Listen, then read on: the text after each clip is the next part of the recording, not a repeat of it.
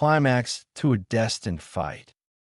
Two beings radiating power stood across from each other as they stood next to two statues staring down each other with only a massive waterfall between them.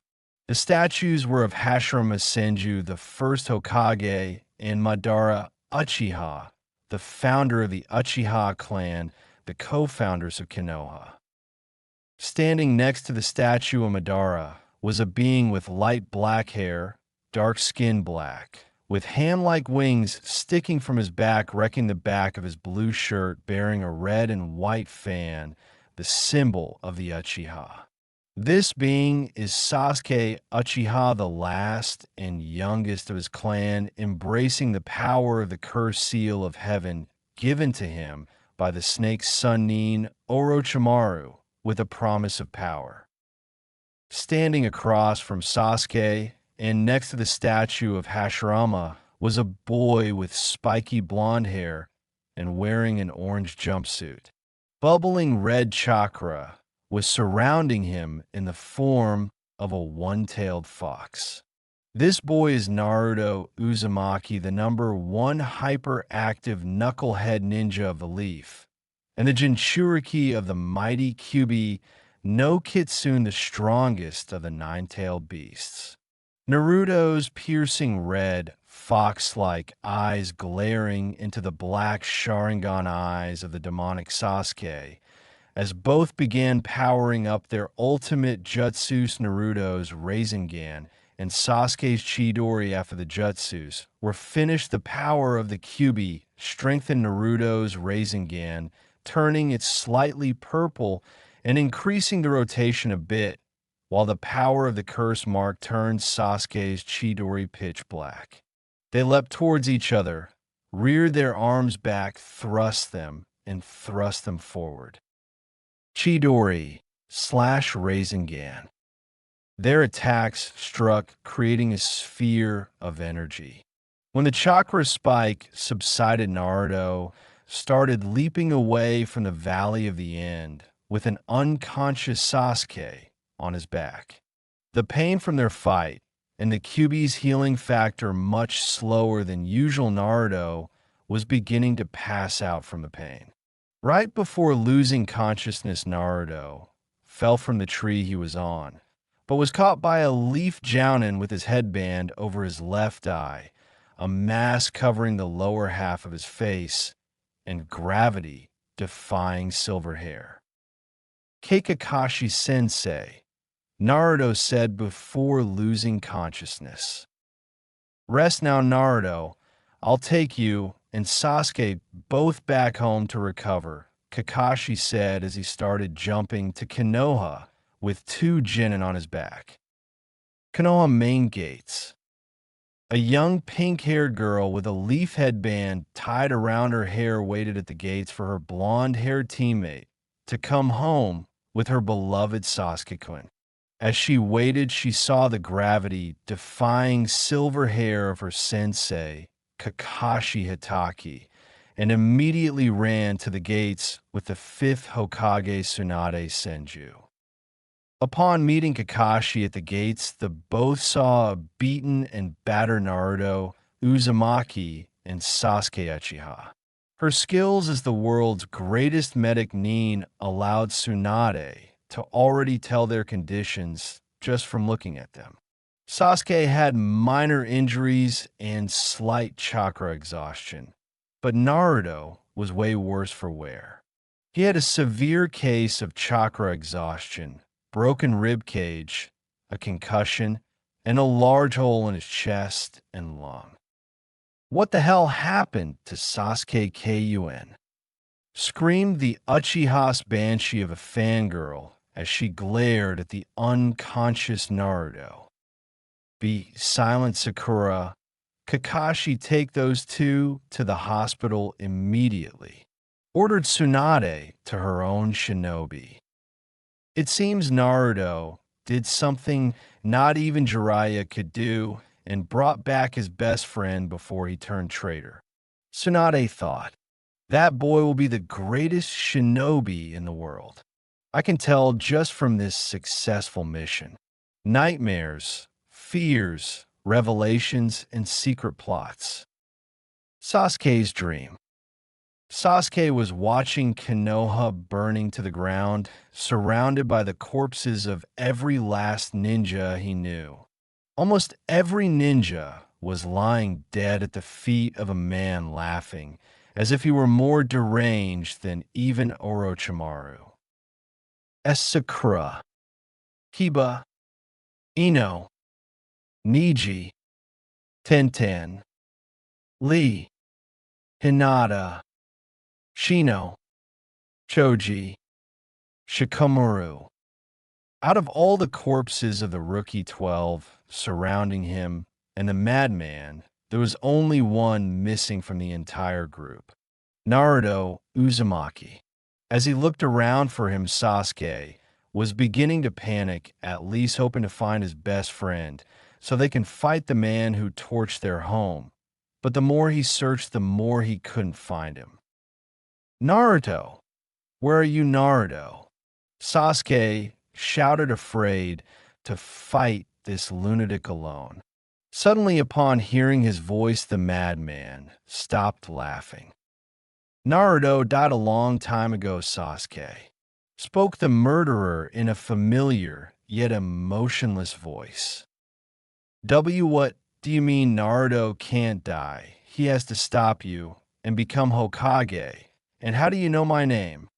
Sasuke said, Naruto died years ago, and the reason I know your name's Sasuke, well, I would just prefer to tell you the technique that ended him, the man said, and the instant he finished speaking, he turned and Sasuke saw his eyes were blood red with a six-pronged shuriken pattern.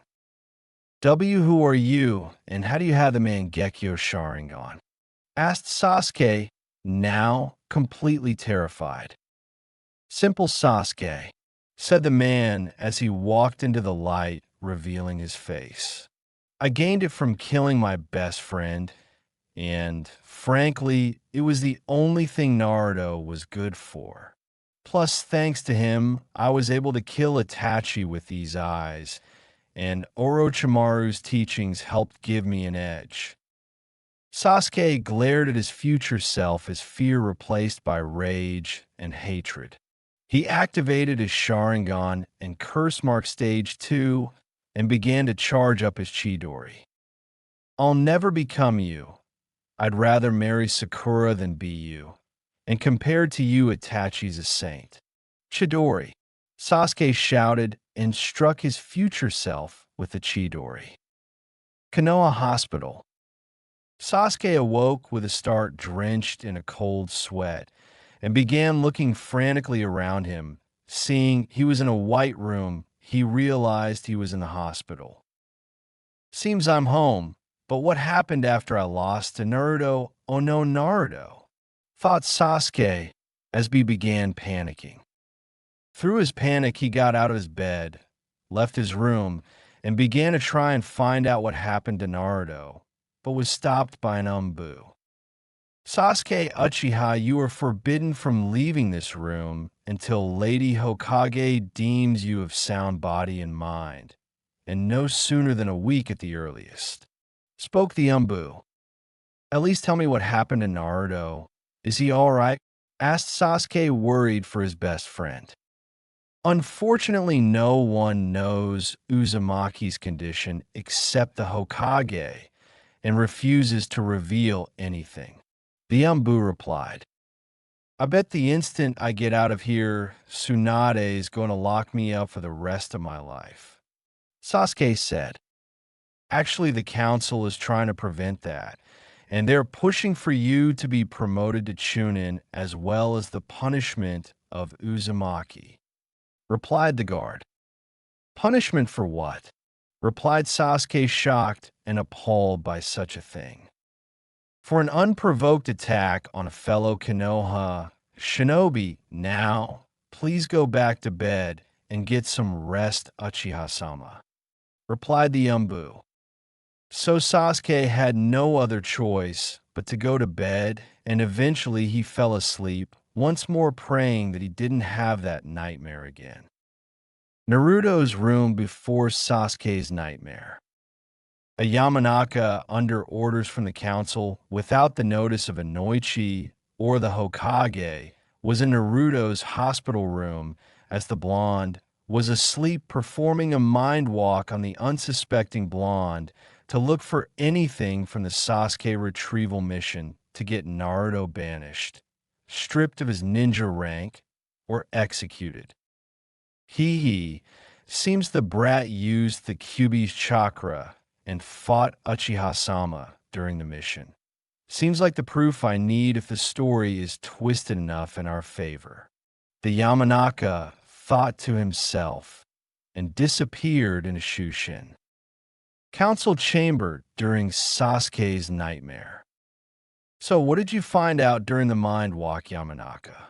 Asked Hamura, one of the two advisors to the Hokage. Hamura, one of the teammates of the late third Hokage, Hiruzen Sarutobi, has always held a deep hatred for Naruto Uzumaki since he held the Kyuubi in him. Since then, he has wanted nothing but the boy's death and has done everything to make sure that Naruto a very miserable life. I found out that in the Valley of the End, the brat used a lot of the Kyuubi's chakra and even fought the last Uchiha. All we have to do is say that he made an unprovoked attack on Sasuke and even used the demon's chakra to try and kill Uchiha-sama. The Yamanaka replied. Hamura then smirked. Good then, that means we can truly punish the brat. All we have to do is discuss this with the rest of the council without Tsunade knowing, and then we tell her the punishment for the demon. The old man replied, that's Sakura's stupidity, Sasuke's rage, and Kyuubi. Sasuke woke up from having that nightmare again about Konoha in flames and all of his friends killed by him. He was wondering if these nightmares were ever going to end when he heard the door to his room open. He would probably be happy that someone from the Rookie 12 would visit him just as long as it wasn't Sakura, just so he could get any information on Naruto. Unfortunately, his prayers of a non-Sakura visitor were unanswered as the pink-haired banshee was standing there with a bento obviously made by her. But maybe he could get the info he wants out of her. Hey Sasuke-kun, how are you feeling? Sakura asked as she walked over to his bedside. I'm feeling okay, Sakura, just really tired from a reoccurring nightmare I've been having. Sasuke replied. Hey Sakura, do you know how Naruto's doing? Sasuke asked, really wanting to get the information he wanted.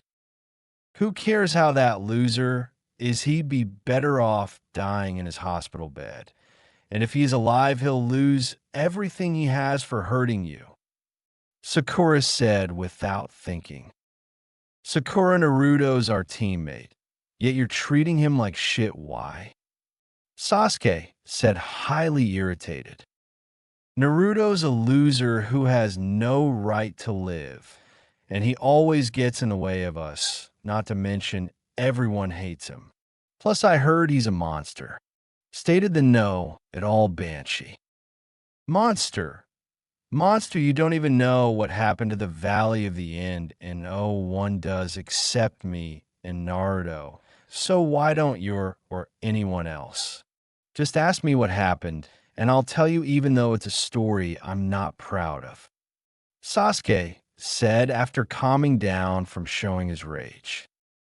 What had happened there, Sasuke-kun?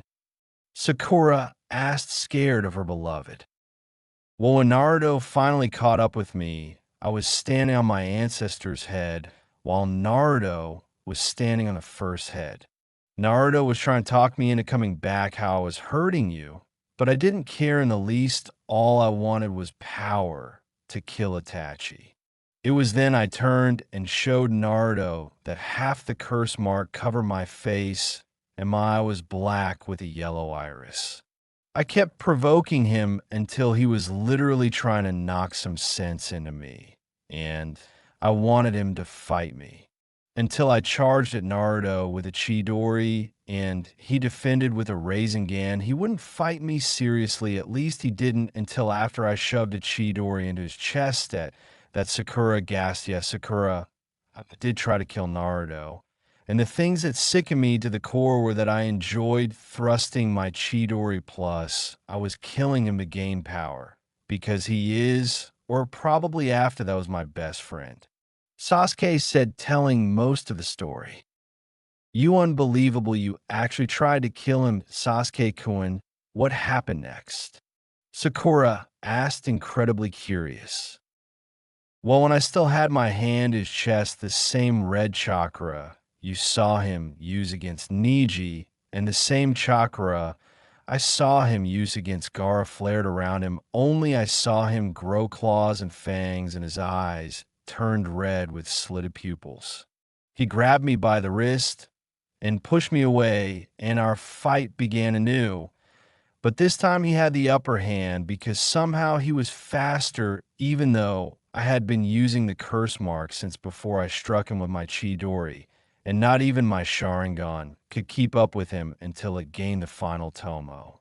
After that, I was able to block and counter every one of his blows, but then the red chakra was bubbling out of his stomach. It lifted him up, and he punched me in the face, putting some distance between us, and the chakra was forming a kind of cloak around him in the shape of a fox, making him even more powerful.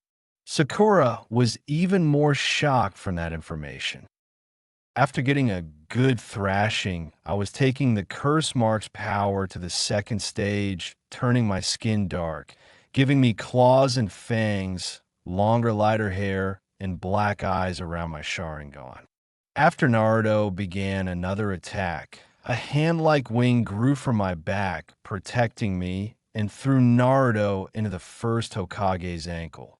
Then we powered up our best jutsu and jumped toward each other. Right as our attacks were about to hit, Naruto held back a lot of his power so I wouldn't be hurt and only lessen the damage from my Chidori. After that, he thought I was unconscious and picked me up and started carrying me to Konoha. But he was far too injured and suffering from extreme chakra exhaustion and began losing consciousness until Kakashi came and caught him. Then he carried us both home. Sasuke finished. Then that means the Baka's as much a monster as Gaara. The Banshee howled, irritating Sasuke. Sakura, I'm going to tell you a huge secret I heard from Itachi about Naruto. Sasuke said, What secret? Well, you how the Academy said that the fourth died, killing the Kyuubi. Well, I always thought it was fishy that the fourth Hokage, despite being a genius, could kill a Biju, a being made entirely out of chakra. So when I talked to Itachi and my mother about my suspicion, they were shocked, and I could actually see worry and fear in my brother's eyes. Sasuke said, What's this got to do with that monster of Baka? Sakura asked, angering Sasuke more.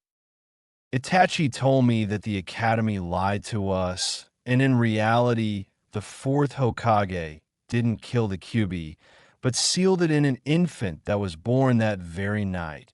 And remember when Irika told us all Naruto's birthday is October 10th? Sasuke said, hoping Sakura actually had a brain. Wait, you mean Naruto has the Kyuubi sealed in him? So this has to be why all the adults hate him. Sakura said as she came to a revelation. Yet at the time I didn't believe him, but during the fight with Naruto, I saw a burning red silhouette of the Kyuubi when the red chakra was flowing around Naruto, and the fox cloak made of the chakra proved that Naruto's been protecting us from the most powerful demon in existence. Sasuke said, feeling sorry for his best friend. But if that's the case, then why keep it secret from the younger generation? Asked Sakura, surprised by everything. Mom then told me that all the adults who knew wanted to kill Naruto to end the Kyuubi, So the third made a law to keep our generation from knowing under penalty of the Big Mouth's death, in order to try and give Naruto a normal life. But from what Itachi then told me, that plan backfired. The last semi-loyal Uchiha said, "What do you mean, Sasuke?" Sakura, Itachi told me that Naruto had to be protected by Umbu constantly because the villagers and many shinobi would attack him. He's had many assassination attempts on his life and beating throughout his entire life, especially the attempt I made. The sad Uchiha replied, "But if that's true, then why does he always smile?" The crybaby of Team 7 asked. My guess is it's just a mask to distract everyone from his pain, loneliness, and burden. In fact, I bet that a lot of our academy teachers were holding back his education out of hate for the Kyuubi in order to better kill Naruto. Sakura, the instant Naruto and I are out of the hospital, I'm going to try to be a better teammate, best friend, and brother to Naruto. Sasuke said, resolve burning in his eyes. As will I, Sasuke-kun. We'll both make sure Naruto is never lonely again.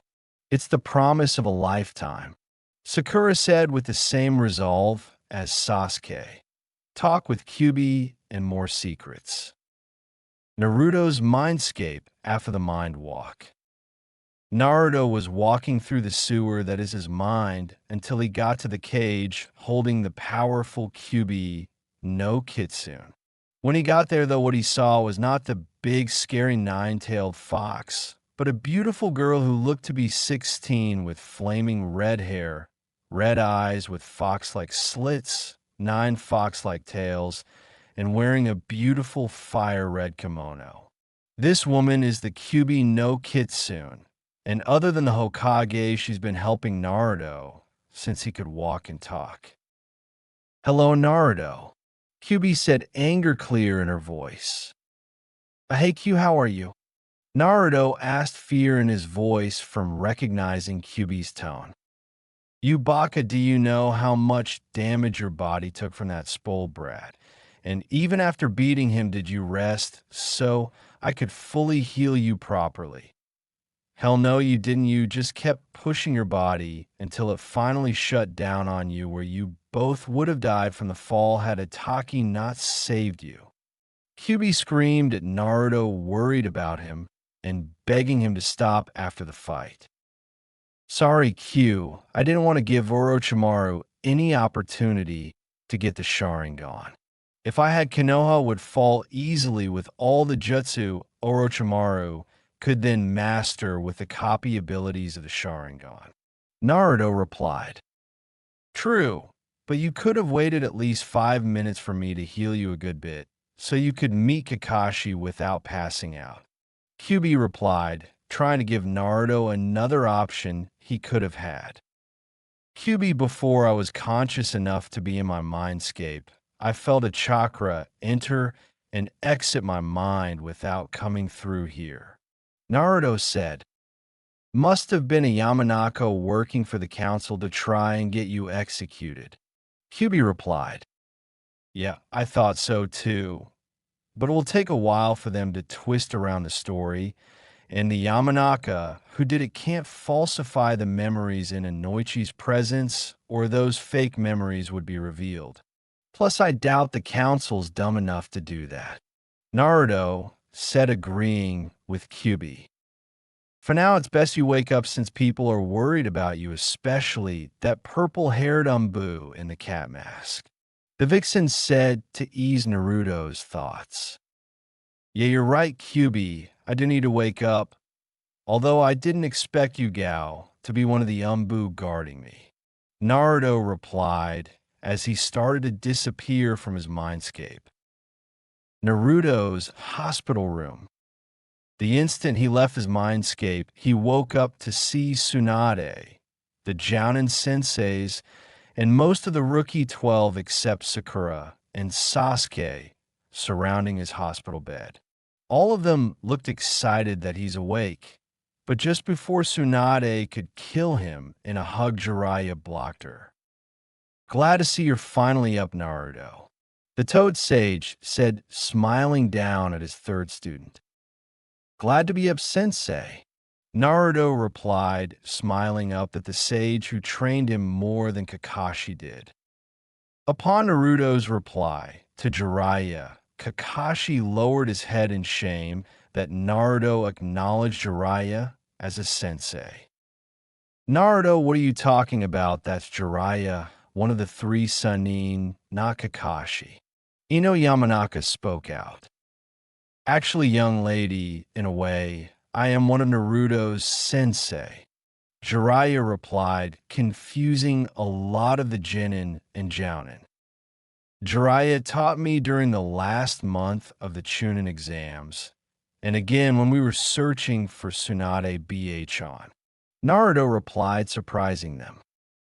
"Kakashi, you are very youthful to lose your own student to one of the legendary Sennin. Yo, my guy.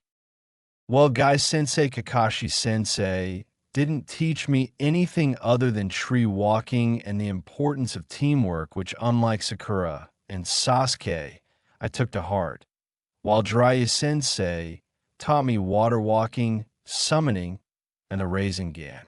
Naruto replied, surprising all the Jounin. "Naruto, if Jiraiya-sama allowed you to sign his summoning contract, can you please demonstrate it to our students?" Kurenai Yuhi asked. "Sure," Naruto replied, bit his thumb, performed the hand signs, and slammed his hand on his bed. "Summoning jutsu." When that happened, a small smoke cloud appeared, and when it faded, a small orange toad in a blue vest emerged.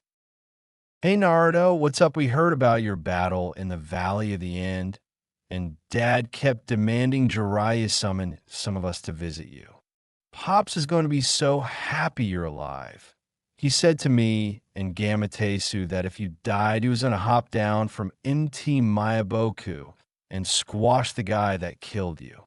The small toad said. "Eha, that thing talked," Ino yelled, causing everyone to cover their ears. It was then Sakura, Sasuke, and a purple-haired Umbu in a cat mask charged into the room. "What happened?" the Umbu said. "Hey, Yu-chan, nothing really, Ino. Just got freaked out about my little summoning friend," Naruto said with a smile. "Hey, I remember you. You're the small toad Naruto accidentally summoned when he was fighting Gaara to protect me and Sakura," Sasuke said. "Yep, that's me. The name's Gamakichi, one of the two sons of the Chief Toad, and a good friend of Naruto," Gamakichi replied. "By the way, Kichi, I didn't think Boss liked me so much," Naruto said. "Bro, you're crazy. Of course Dad likes you. Ever since you saved me from the Shikaku Jinchuriki and helped Dad out by performing a hinge, turning you both into the Kyuubi long enough for Dad to get a good hold on that demon, so you could sucker punch him awake, so the demon could be resealed into that Gaara guy. Pops won't quit trying to make you our only summoner," Kichi replied, making Naruto blush a bit. Why would Naruto think of the Kyuubi to transform the Chief Toad into for a moment? Niji asked. Because the fourth sealed the Kyuubi into Naruto to save the leaf from destruction, and he wanted the dope to be seen as a hero, but the village didn't agree with the last wish of Tsunade's predecessor. Sasuke said, surprising everyone in the room. It was then the Umbu in the room grabbed Sasuke and held a kunai to his throat, waiting for the order to kill him. "Sasuke, Uchiha are under arrest for revealing an S-class secret and shall be sentenced to death," Yugao said. "What?"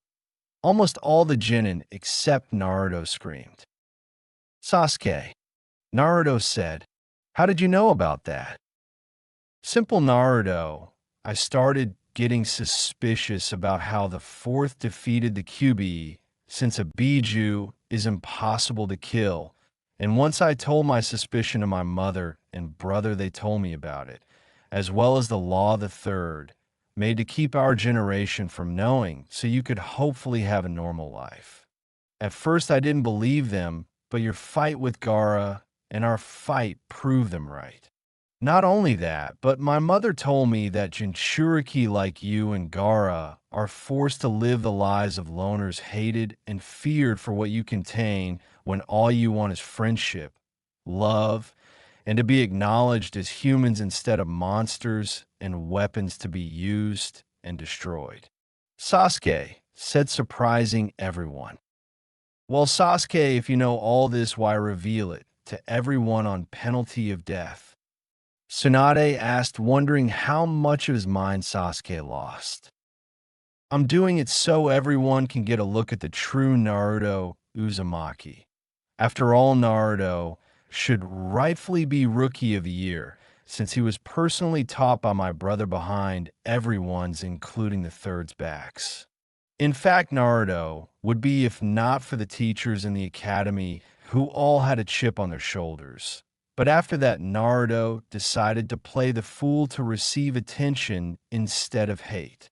The last Uchiha said, shocking everyone, even Tsunade then.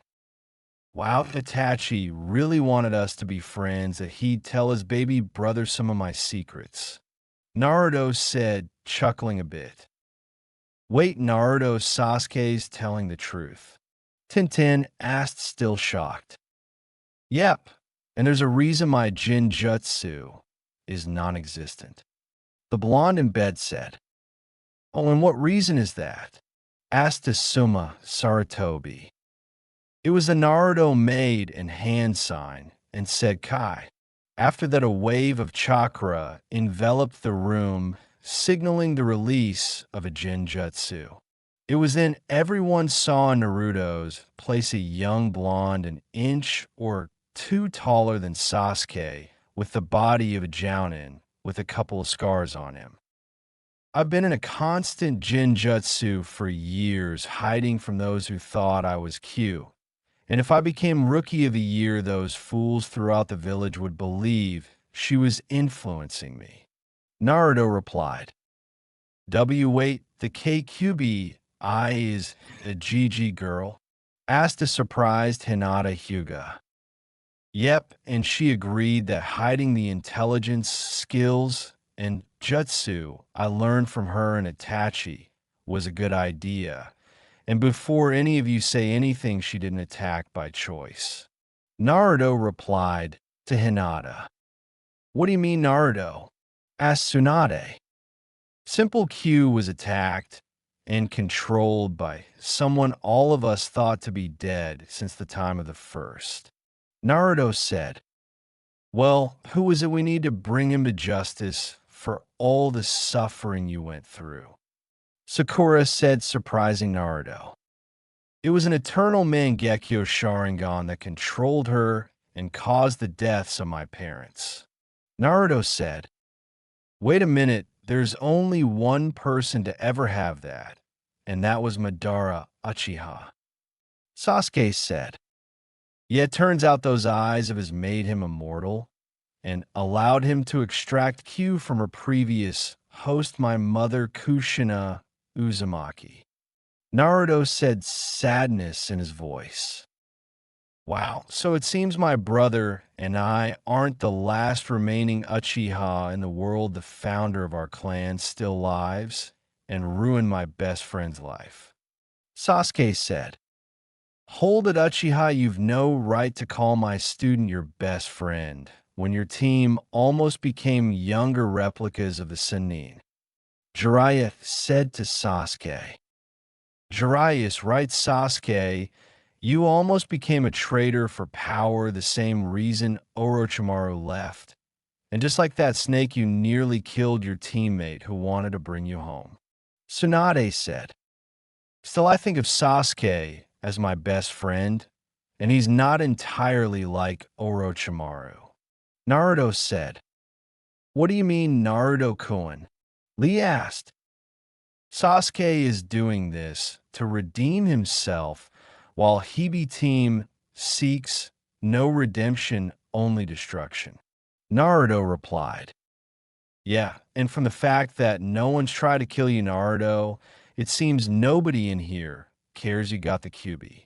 Sasuke said, yep, he's right, and I need to go home, but Naruto tried to summon me in Teisu so we can play around, said Kichi before he disappeared in a puff of smoke. Now on to the reason I came here, said Jiraiya, earning looks from everyone else. Within 2 months' time, I will be taking Naruto away from the village on a 3-year training trip, hopefully teaching you things that Itachi and Kyuubi haven't taught you. Jiraiya said, well, now that everything has been settled, let's let Naruto get some rest so he can leave the hospital tomorrow. Tsunade said hospital release, banishment, surprises, and plans. It was a cloudy day in Konoha as the entire Rookie 12, their senseis, one Umbu, and 2 of the 3 Sennin walked out of the hospital since Naruto and Sasuke were finally cleared to leave. The rookies and their senseis were going to the training grounds to practice and hone their skills as 4 teams and as individuals. The Umbu Yugao Yuzuki was going to practice her Kenjutsu skills, so she'll be ready to train with Naruto tonight. Jiraiya was going to the hot spring to spy on the girls for his books and think about what to train Naruto in. And finally, Tsunade was preparing to go back to the Hokage Tower to give her assistant and student Shizune a break for the rest of the month, and hire a temporary assistant to make sure she does her paperwork. All their plans were perfectly organized when an Umbu in a tiger mask shoe-shined in front of the entire group. Tsunade-sama, the council has requested yours and Uzumaki's presence immediately, spoke the new Umbu. Well, Naruto, looks like we have a date with those arrogant bastards on the council, said Tsunade. Yeah, I figured they'd make their move after I got out of the hospital, so they would love to see my reaction to my punishment for harming and nearly killing the last precious Uchiha, replied Naruto. After that, Naruto and Tsunade shoe-shined to the council chamber to see the council's little scheme. Council chamber. The civilian council and the clan heads were shocked when a blonde boy taller than Naruto shoe-shined into the council chamber alongside Tsunade. Tsunade, what is the meaning of this? We wanted the demon child, not this boy, yelled the councilman before Kunai got lodged in his neck, causing everyone to gasp in shock. I'm tired of everyone breaking Gigi's law and mistaking me for Q, Naruto said, surprising everyone other than Tsunade. Before any of you arrogant fools not worth respecting crawl my ass about killing an innocent man, I will remind you all that even though the third is dead, his laws are still in effect, and the law regarding me and Kyuubi is still active and punishable by death, even though I knew about Q before that idiot Mizuki, Naruto said, immediately silencing the civilians. Also, Naruto, and I already know we're here, so you can try to punish him for attempting to kill Sasuke in an unprovoked attack, Tsunade said, surprising them. And how, pray tell, would you and that boy believe such a thing? Hamura asked. Simple, Hamura, you're the one who's had it in for Naruto since he was only a few hours old, and the only one who made everyone doubt the 4th sealing technique, said Hayashi Hyuga, surprising everyone. Wait a minute, is Hayashi defending Naruto? I think my death is near, spoke out a surprised Danzo Shimura, shocking everyone else, even Hayashi, when the old war hawk said Naruto's first name. Danzo-sensei, why did you and Hayashi have to shock them so much? Naruto said, nearly giving everyone except Danzo a heart attack. Danzo explained why Naruto called you sensei. See the Tsunade. What I approached Naruto and offered him a place en route like I always wanted, only I made him my personal apprentice and my successor in leading route. I was also surprised when I found Naruto had enough skills to be the youngest Hokage in history, especially when he was taught by our dear Itachi Uchiha. Danzo said, "What?" Every civilian, including Saya Haruno, screamed. It's true, Itachi wanted me to be safe from all the assassination attempts Hamura team had thrown at me. Naruto said, still, it is the decision of the entire civilian council and the daimyo that Naruto Uzumaki is to be banished on grounds of an unprovoked attack on Sasuke Uchiha. And as you know, Tsunade, the daimyo's decision cannot be countered by the Hokage, said Hamura with a proud smirk on his face. Okay, I don't mind being banished since it gets me out of Village of Hypocrites and finally frees me from the hatred of the older generation, Naruto said, removing his headband. Wait, Naruto, what about your dream of being Hokage? Tsunade asked, beginning to panic. Don't worry, Bachan, I figured that one day I would never reach that goal because of people who don't know the difference between a kunai and the scroll it's sealed in, Naruto replied. After that, Naruto began to leave the council chamber and head to his apartment to pack up and leave Konoha. Konoha main gates. Midnight. Naruto stood at the main gates of the village about to leave due to his recent banishment. When he stepped through the main gates, he decided to do a little tree hopping until he got to a clearing and decided to set up camp for the night. Konoha Hokage's office next day. The entire rookies, along with their senseis, Yugao and Jiraiya, along with Koharu, Danzo, and the clan heads were in Tsunade's office with a sad Hokage and a weeping Shizen. So the civilians banished Naruto under the guise of attacking and trying to kill me. Sasuke said, yes, though there are other things we need to discuss besides that, like how Hayashi called Naruto by his first name for once. Shibi Aburame said, shocking Hinata and Neji. I've held no ill will towards young Naruto. In fact, his father and I were best friends and rivals. But I couldn't help him because of the Hyuga clan council. Yet Hisashi and I always tried to help him behind the scenes with food and money for his utilities. Hayashi said, but uncle, if you helped Naruto, why weren't you nicer to Hinata as well and helping her with her training? Asked a somewhat angry Neji. Simple Neji, I was trying to get Hinata to abandon, try to learn the gentle fist, because she takes after her mother so much. After all, the gentle fist requires the user to be stable and strong. Hinata did not fit the style because, like my late wife, my firstborn daughter has fluid and flexible movements in taijutsu like a water jutsu user. So I've been wanting Hinata to make her own branch of the gentle fist, one that ebbed and flowed like the seas themselves to provide a good offense and defense. The Hyuga head replied.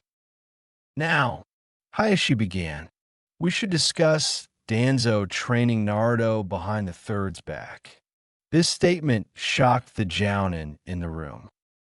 I have nothing to explain from seeing Naruto being trained and taught by Itachi. I realized that he would not be a good subordinate, but he would be an amazing leader. His emotions and skills together, coupled with his training and intelligence, made him my ideal successor in leading route. Danzo replied, shedding a lot of light. Don't worry, though. This isn't the last time we'll have heard from Naruto Uzumaki, Danzo said, lifting the rookie's spirits. Somewhere in Otogeikure, a silver-haired man with glasses shoe-shined into the room of his leader and master Orochimaru of the Sannin. Tell Kabuto what you have found out in the Leaf Village. The old snake demanded, annoyed at losing the last Uchiha. Quite a few things that would actually kill you from shock, Orochimaru-sama, said a smirking Kabuto as he adjusted his glasses. Ha ha ha, what information could you have that would possibly bring me even an inch towards death's door, my dear spy? Orochimaru said, having a good laugh. The fact that Naruto-kun was banished for bringing Sasuke back under the accusation of nearly killing him in an unprovoked attack. Kabuto began explaining.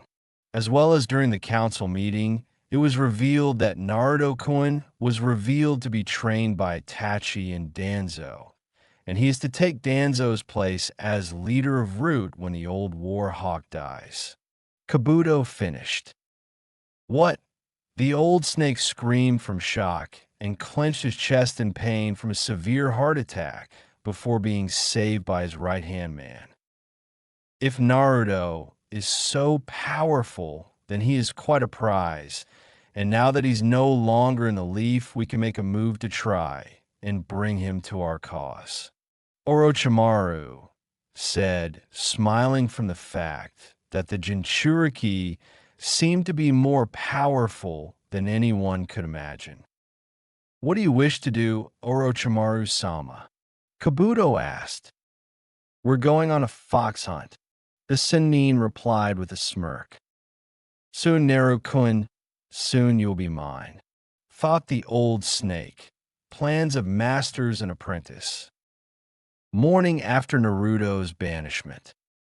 Naruto began waking up right as the sun started to rise and began thinking of all the biggest moments in his life since he first trained under Itachi. He'll wonder when Danzo-sensei will reveal to Bachan about our contingency plan with Itachi-sensei. Naruto thought excited for when they learn about the hidden plan in case the Leaf truly became dumb enough to banish him. After that, he got up and began to proceed to head to border between Kaminari no Kuni and Tsuchi no Kuni, and then he will proceed to the next stage of the plan. When Naruto crossed into the border, he bit his thumb, did some hand signs, and called up Gamakichi. Hey bro, what's going on? Where are we? And why'd you call? MMPH Gamakichi couldn't say another word since Naruto covered the tiny toad's mouth so he could speak. Okay, Kichi, first off, I've been banished from Konoha by the Civilian Council. We're at the border between the lands of fire, earth, and lightning, and I summoned you because I meant to summon you and your brother so you could try and find Itachi Uchiha, and your brother would go to Danzo Shimura to relay a message for them. Naruto explained to his first friend among the toads. I see I'll head home and let Taysa know about her job, but because it's two we have to see, and Jiraiya and Dad aren't fans of either of them despite them teaching you when you were a kid would take a lot of treats from me and Taysu. Afterwards, I'll come back with Taysu after we finish the job for our payment. Gamakichi replied, making Naruto smile. Thanks, Kichi, when you and Taysa meet up with Itachi and Danzo tell them, the fox is out of the cage. I'll talk to you soon, little buddy. Naruto said as he and Gamakichi waved goodbye to one another, and then in a puff of smoke the little toad disappeared. MT Mayaboku.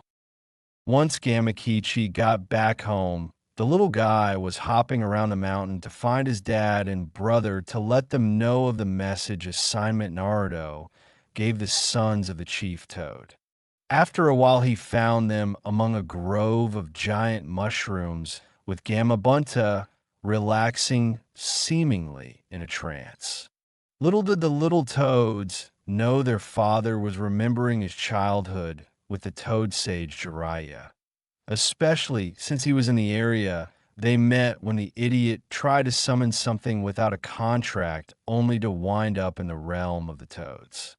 Unfortunately, as he was chuckling from that very memory, he was brought out of his flashbacks by his tiny look-alike hopping onto his nose.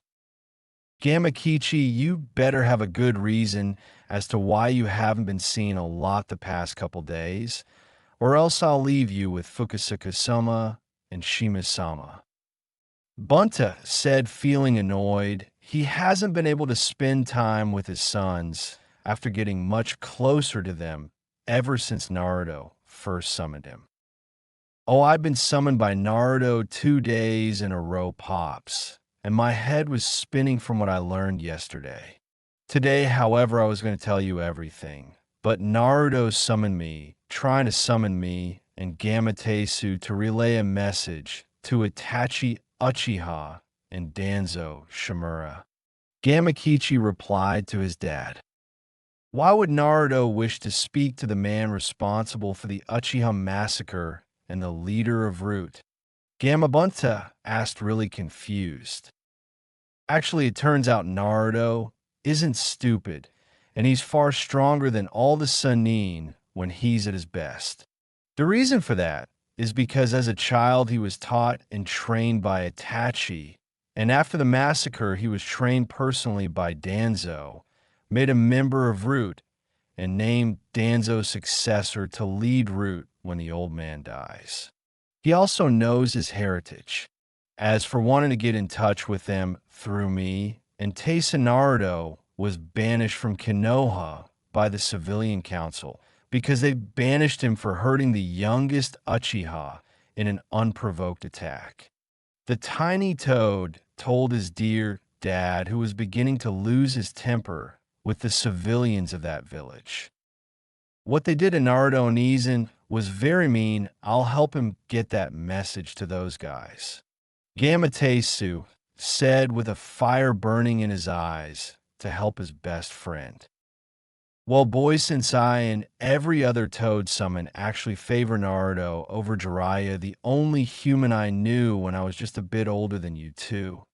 I know Naruto can be trusted in this one, so to help out Gamakichi, you will give this message of Naruto's to Itachi, and little Teisu will look for an old man whose face is mostly wrapped in bandages with only one closed eye, his nose, and his mouth showing. Bunta told them wanting to help Naruto despite not knowing his plan. Gotcha, Pop. And in a puff of smoke, the toads were gone. Gamakichi to Itachi and Gamateisu to Danzo. With Itachi, the older of the Uchiha brothers was traveling with his partner in Akatsuki Kisame Hashigaki to hunt down the Kyuubi Jinchuriki Naruto Uzumaki. But even though he has to hunt down Naruto, Itachi plans on protecting his student.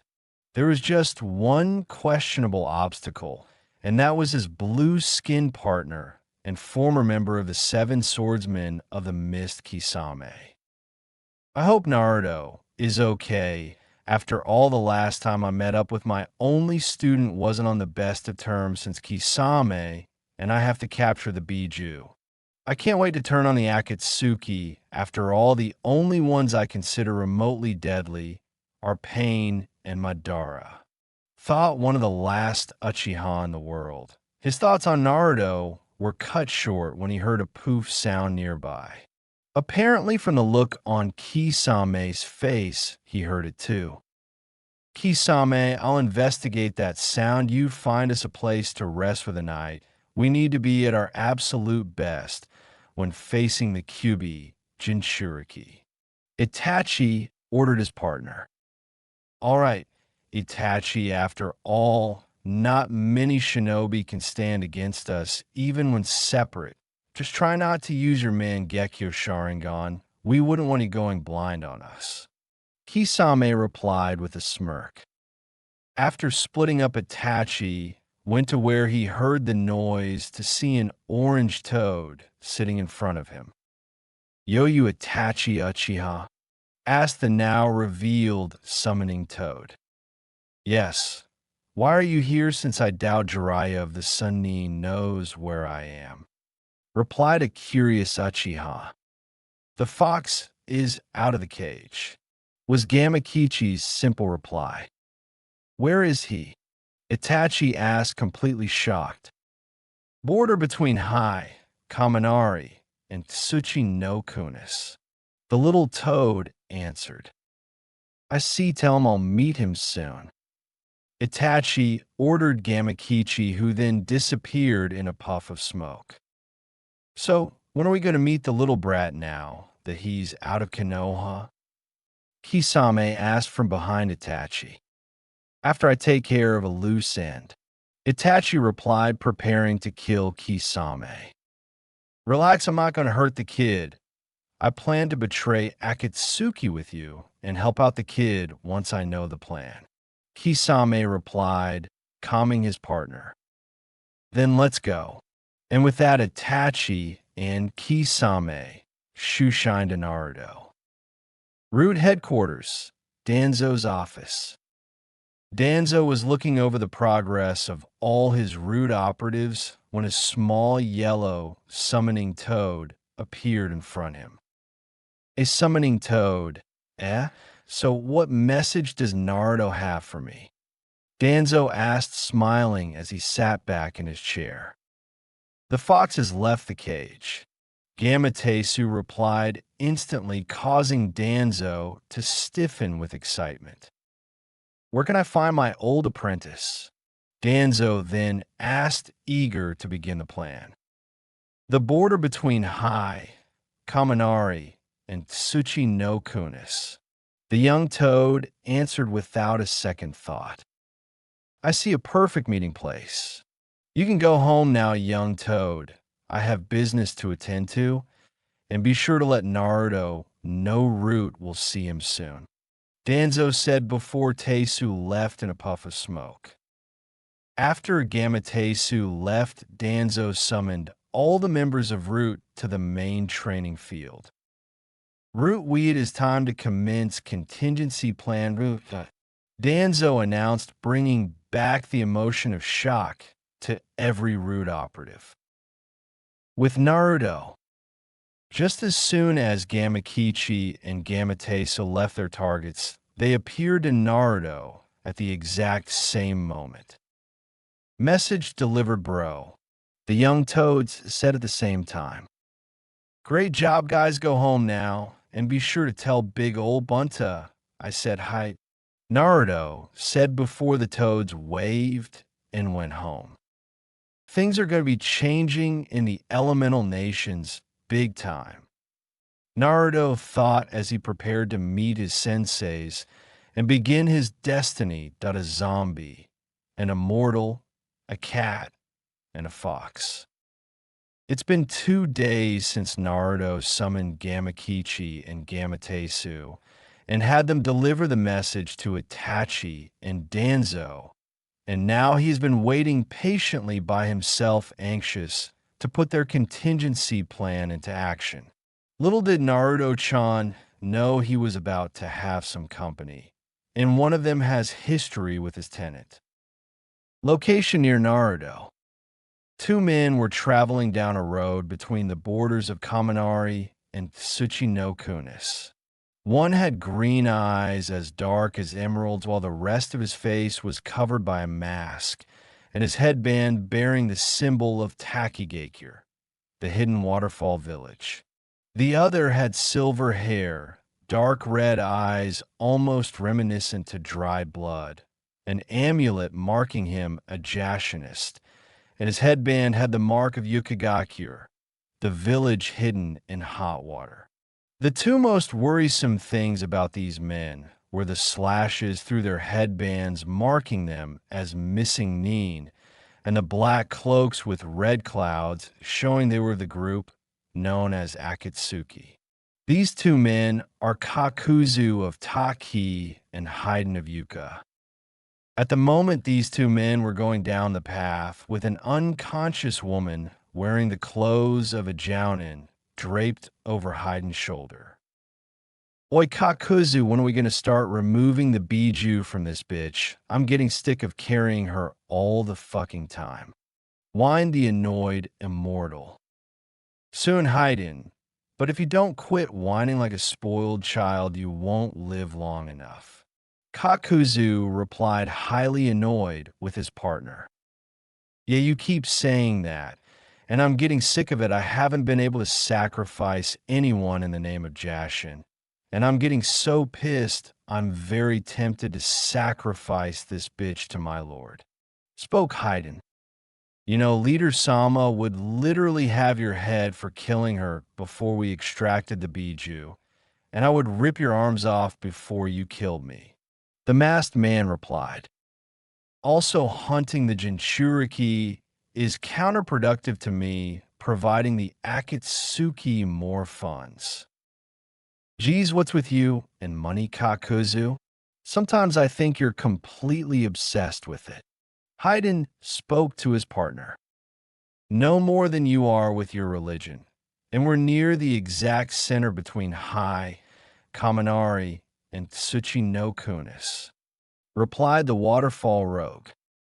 After that exchange, the two Akatsuki proceeded in silence, unaware that some of their conversation was heard by the most powerful of the 9 sacrifices.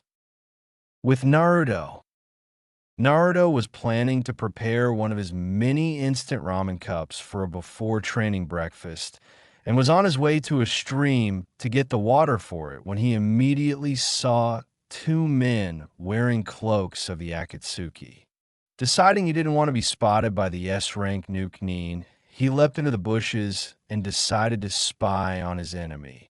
And that was when he noticed the unconscious woman draped over Haiden's shoulder. As he stared at her, feeling something familiar about her, Kyuubi decided to speak up, surprising the blonde. Naruto, that woman, I can tell she's Nibby's Jinchuriki. Kyuubi said with surprise in her voice. By Nibby, do you mean your little sis, the 2-tailed cat? Naruto asked with wide eyes, never leaving the woman over Haiden's shoulder.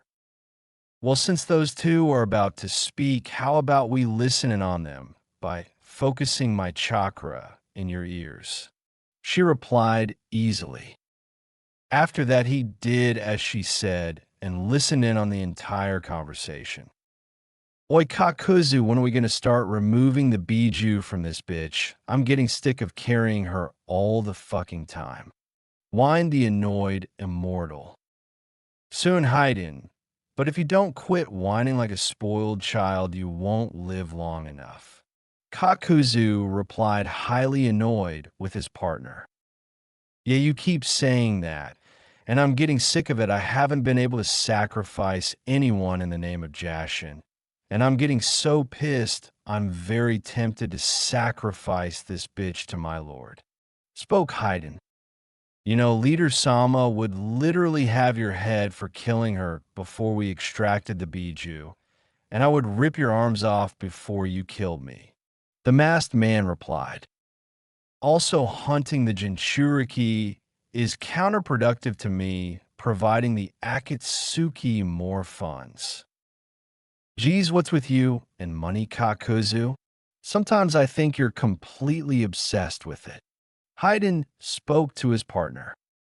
No more than you are with your religion, and we're near the exact center between Hai, Kaminari, and Tsuchi no Kunis, replied the waterfall rogue.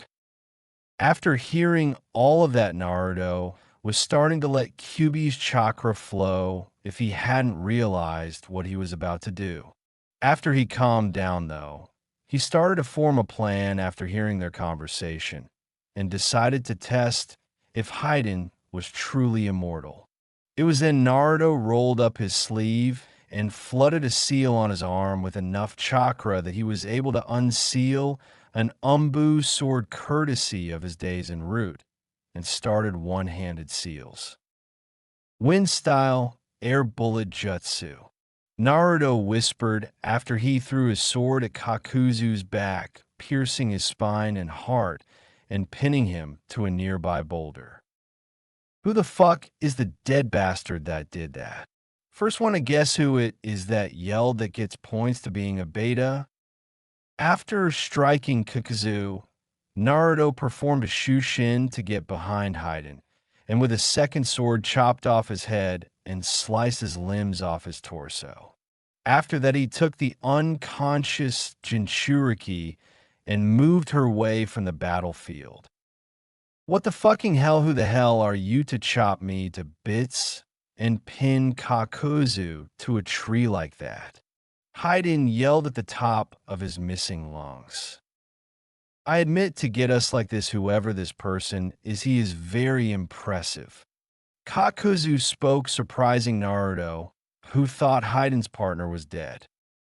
After scaring the Uzumaki, Kakuzu pushed himself away from the tree, ripped Naruto's sword out of his back, and tossed it to the blonde. To slice up Haiden and pierce one of my hearts within such a short moment. You truly are an impressive shinobi. Kakuzu stated, not knowing who he was talking about. Wait, you said one of your hearts. If you have more than one, how many do you have? Naruto asked after shaking off his surprise. However, unknown to anyone, the Nibi Jinchuriki was starting to awaken, as well as seeing her kidnappers in a confrontation with an unknown Nin. You'll have to find out for yourself if you can survive long enough to learn, that is, replied the only useful Akatsuki member there. Now, if you wish to avoid an unnecessary death, hand over the Jinchuriki. Kakuzu demanded with Haiden, just watching, feeling as useless as a pumpkin. After hearing Kakuzu's demand, the Kumo Kunoichi was starting to shake with fear that this person would just abandon her. Which Jinchuriki? Naruto asked, confusing them. The fuck you mean, which Jinchuriki, you idiotic bastard? Haiden shouted, annoyed. He can't sacrifice Naruto to Jashin. I mean, do you want the Jinchuriki of Nibi or Kyuubi? Naruto specified his question, causing everyone's eyes, including Nibi's, to widen. Did that guy really say Kyuubi? Nibi asked her container after she regained consciousness herself. I guess so, Nibi. So if he's serious, then we're staring at the Kyuubi Jinchuriki, which is a huge shocker. Nibi's host replied to her tenant. So we were ambushed by the Kyuubi Jinchuriki, huh? Haiden asked, actually calm. It seems so, Haiden, and he's more powerful than Itachi and Kisame said he was. Then again, he could have been hiding his power when he first learned of our existence. The severed head's partner replied. Yep, I was hiding my true self because I'm a living S-rank secret, not that you two will live long enough to spread the word. Naruto said to them, leaving the Akatsuki members and the Jinchuriki behind him completely curious. I see you're all curious as to what I mean, so allow me to introduce myself. Naruto began. I am Ruto Uzumaki, son of a Yondaime Hokage, and Konoha's Yellow Flash Minato Namikaze, and Kushina Uzumaki, exiled Konoha shinobi, former agent of Konoha's root, and Jinchuriki of Kyuubi no Kitsune. Naruto introduced himself, surprising the two people, one demon and the severed head of Haiden. Haiden doesn't count as a person if he's nothing but a severed head. I see your reputation is impressive, Namikaze-san. And from your introduction, I can tell you were holding back some very personal information, so for that, I can actually respect you as I fight you. Kakuzu said with an impressed tone of voice. After he finished, though, 4 masked monsters emerged from Kakuzu's back and flew past Naruto over toward the surprised Nibi Jinchuriki. However, as Naruto watched, everything started moving in slow motion. His vision heightened. He could see the woman's chakra network and the chakra of the creatures flying toward her, and he suddenly raised his hands in the air, pointing to the monsters. Bansho Tenin. As soon as Naruto yelled those 2 words, the 4 masked monsters were instantly being pulled to Naruto. And as this happened, he grabbed both his swords and sliced 2 masks, destroying half the monsters, and managed to nail another with a Rasengan right in the center of the mask, destroying 3 out of 4. The last one flew back into Kakuzu. "You unbelievable you took out 4 out of my 5 hearts. It's a good thing my last one flew back into me. So no, I can get you back by capturing you both, extracting your biju, and taking your hearts to add to my own," Kakuzu said, creeping out Naruto and the Kunoichi. "Okay, that's disturbing, but if you're now down to 1 heart, maybe your partner should look behind you and see your death," Naruto said, causing Haiden to move his eyes and see a second Naruto behind Kakuzu. "Kakuzu behind you." Haiden attempted to warn his soon-to-be-dead partner. "Wadash," Kakuzu replied, only to see a second Naruto come at Kakuzu with a now fully charged Rasengan and slammed it right into his chest, taking out his final heart, leaving a shocked Haiden head and Nibi Jinchuriki with an impressed Nibi watching from inside her host. After ending Kudo, Naruto walked over to Haiden's head, picked him up, and walked over to the Kumo Kunoichi, put Haiden's head in a sealing scroll, and carried the Kunoichi to his campsite, who actually blushed the whole time. "So, care to tell me your name?" Naruto asked the Jinchuriki. "Well, since I know yours, and the fact you're the Kyuubi Jinchuriki, it would make sense to tell you my name," she said.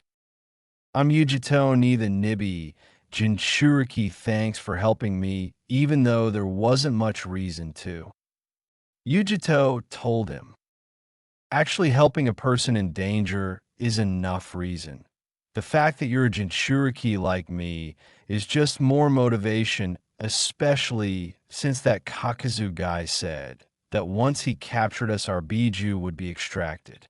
So if I'm wrong, once Nibi and Kyuubi were ripped out of us, we'd be dead," Naruto said, somewhat impressing Yujito. "So what happened to get you exiled from Konoha?" Yujito asked, curious as the cat within her. "Got exiled because I hurt the last Uchiha. Not to worry, though, I have a plan to get back at Konoha, especially for the lousy childhood the civilians forced on me," Naruto replied, surprising Yujito. "Wow, so what were you doing here between the borders of Hai, Tsuchi, and Kaminari no Kunis?" Yujito asked, wondering if it was coincidence that he was able to save her. "Oh, simple this area is where the plan begins, though at the moment I'm waiting for my very first senseis so the plan can truly begin," Naruto replied again, causing Yujito to think that it was fate for them to meet. "So who are these sensei of yours?" Yujito asked, still curious as to who could give Naruto so much power to take down 2 Akatsuki members without a scratch. "Oh, you'll find out in the next couple days, Yujito-san. Until then, let's rest and get to know each other if we're going to trust each other," Naruto replied before the 2 decided to set up camp and go to bed as the sun had set since the fight with Haiden and Kaku. First Master arrives and introductions. It had been 3 days since Yujito had met Naruto, and the Jinchuriki hit it off really well. First, it had been a comparison of their lives in their respective villages, and she was shocked to know Naruto's was way worse before he met his very first two senseis. Naruto wasn't too surprised that Yujito was thought of as Nibi, but he was pissed by the fact that a lot of guys asked Yujito out only because they wanted to be the big shot to claim that they slept with the demon slut. However, he was surprised that the entire ninja population and half the civilians in Kumo actually liked Jinchurikis and thought of them as protectors. His biggest surprise from that, though, was the fact that Kurabi, the killer bee of Kumo, was the one who got them to think that since he has full control of his Biju form, it didn't hurt that he was the Raikage's brother either. Yujito, however, was disgusted with Konoha, since ever since Naruto was a baby, the entire civilian and half the ninja populations have been trying to kill him. The only ones who cared about him for most of his life were the third Hokage, an old ramen chef, his daughter, and a few Umbu who protected him. She was shocked when she heard the infamous Danzo Shimura took Naruto in when he was around 8 and made him a part of Root, and amazed when she found out that not only was Naruto named Danzo's successor to lead Root when the geezer died. She was also impressed that before then he was trained by the legendary leaf trader Itachi Uchiha. Such knowledge now made her slightly afraid of the blonde in front of her.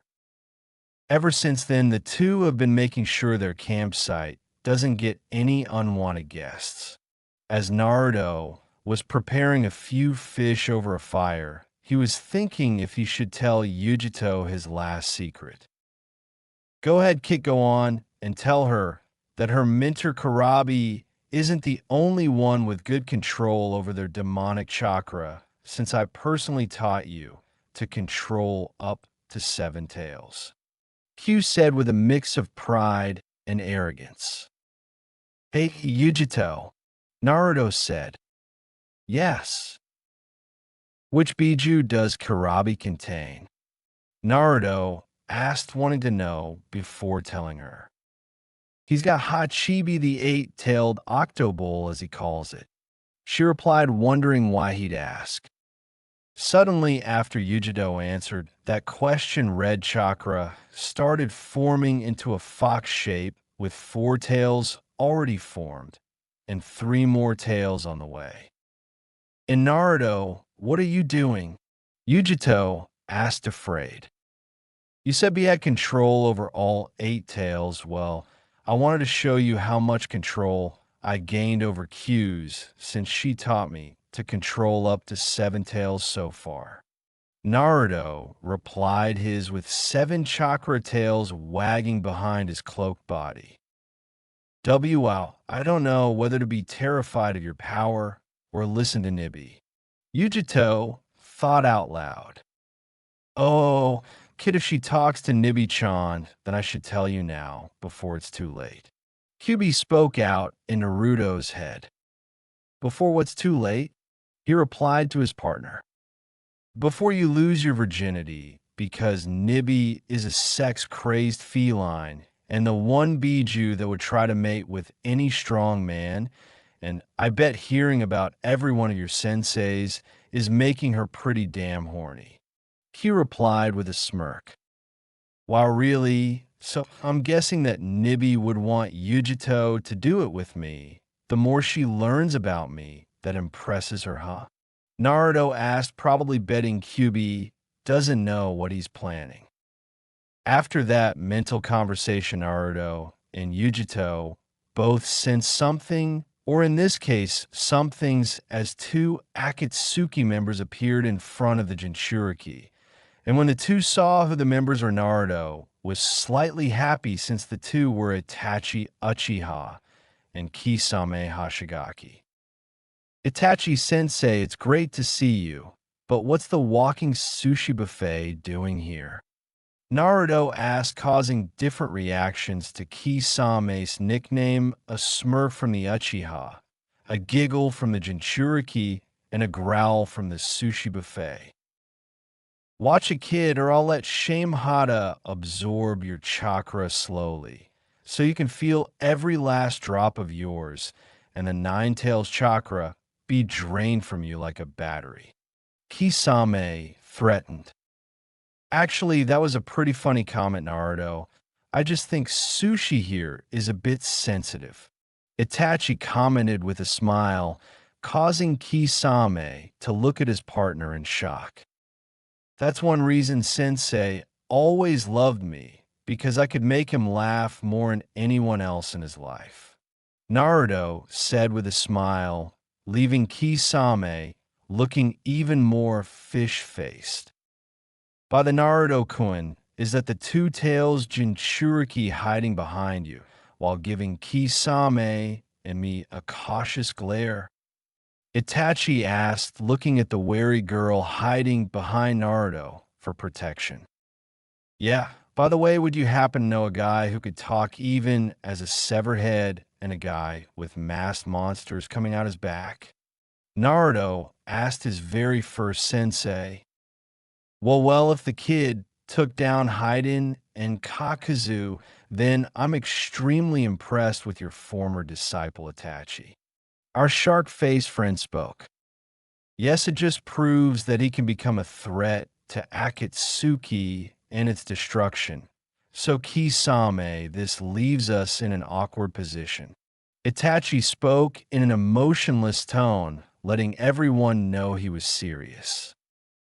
With what you now know of Naruto, will you try to kill me for betraying Akatsuki and then capture Naruto, the two-tailed Jinchuriki, or will you prove to be a true friend of mine and join us, because I can tell for a fact that the girl will follow Naruto if just to make sure neither of them are attacked by Akatsuki.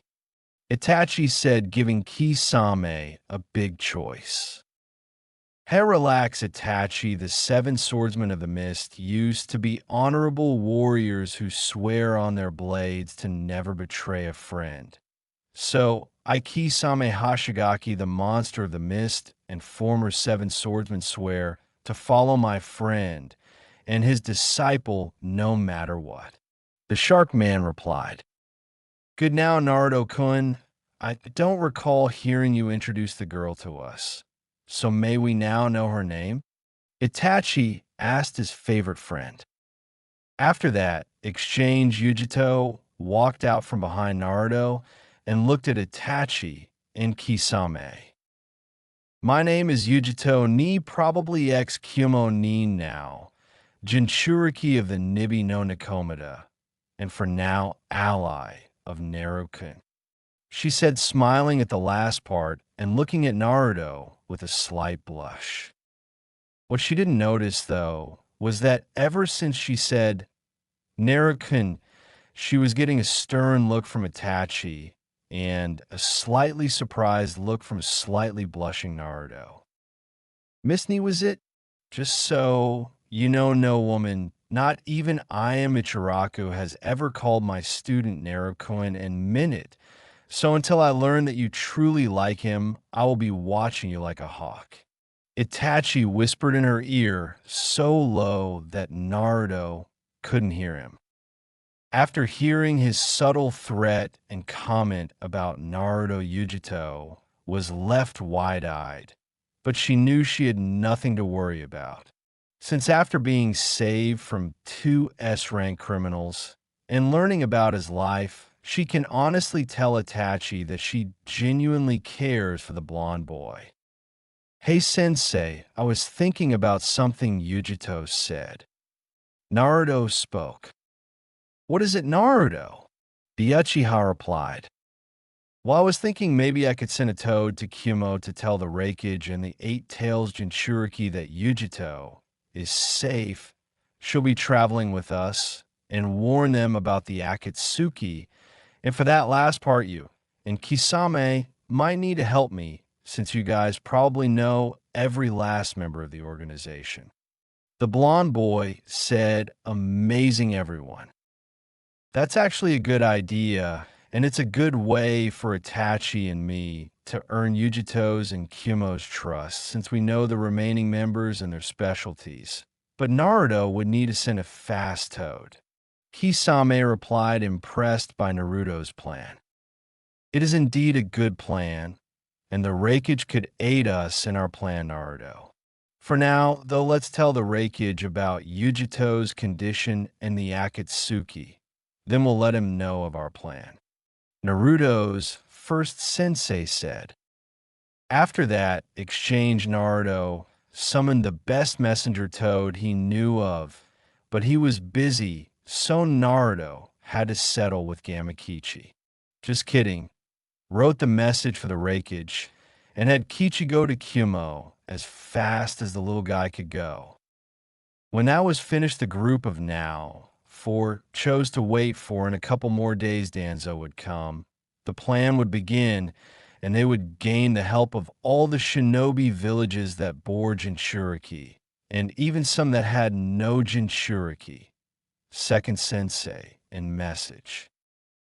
It's been a few hours since Itachi Uchiha and Kisame Hashigaki had arrived and joined up with Naruto, Uzumaki Namikaze, and Yujito Ni.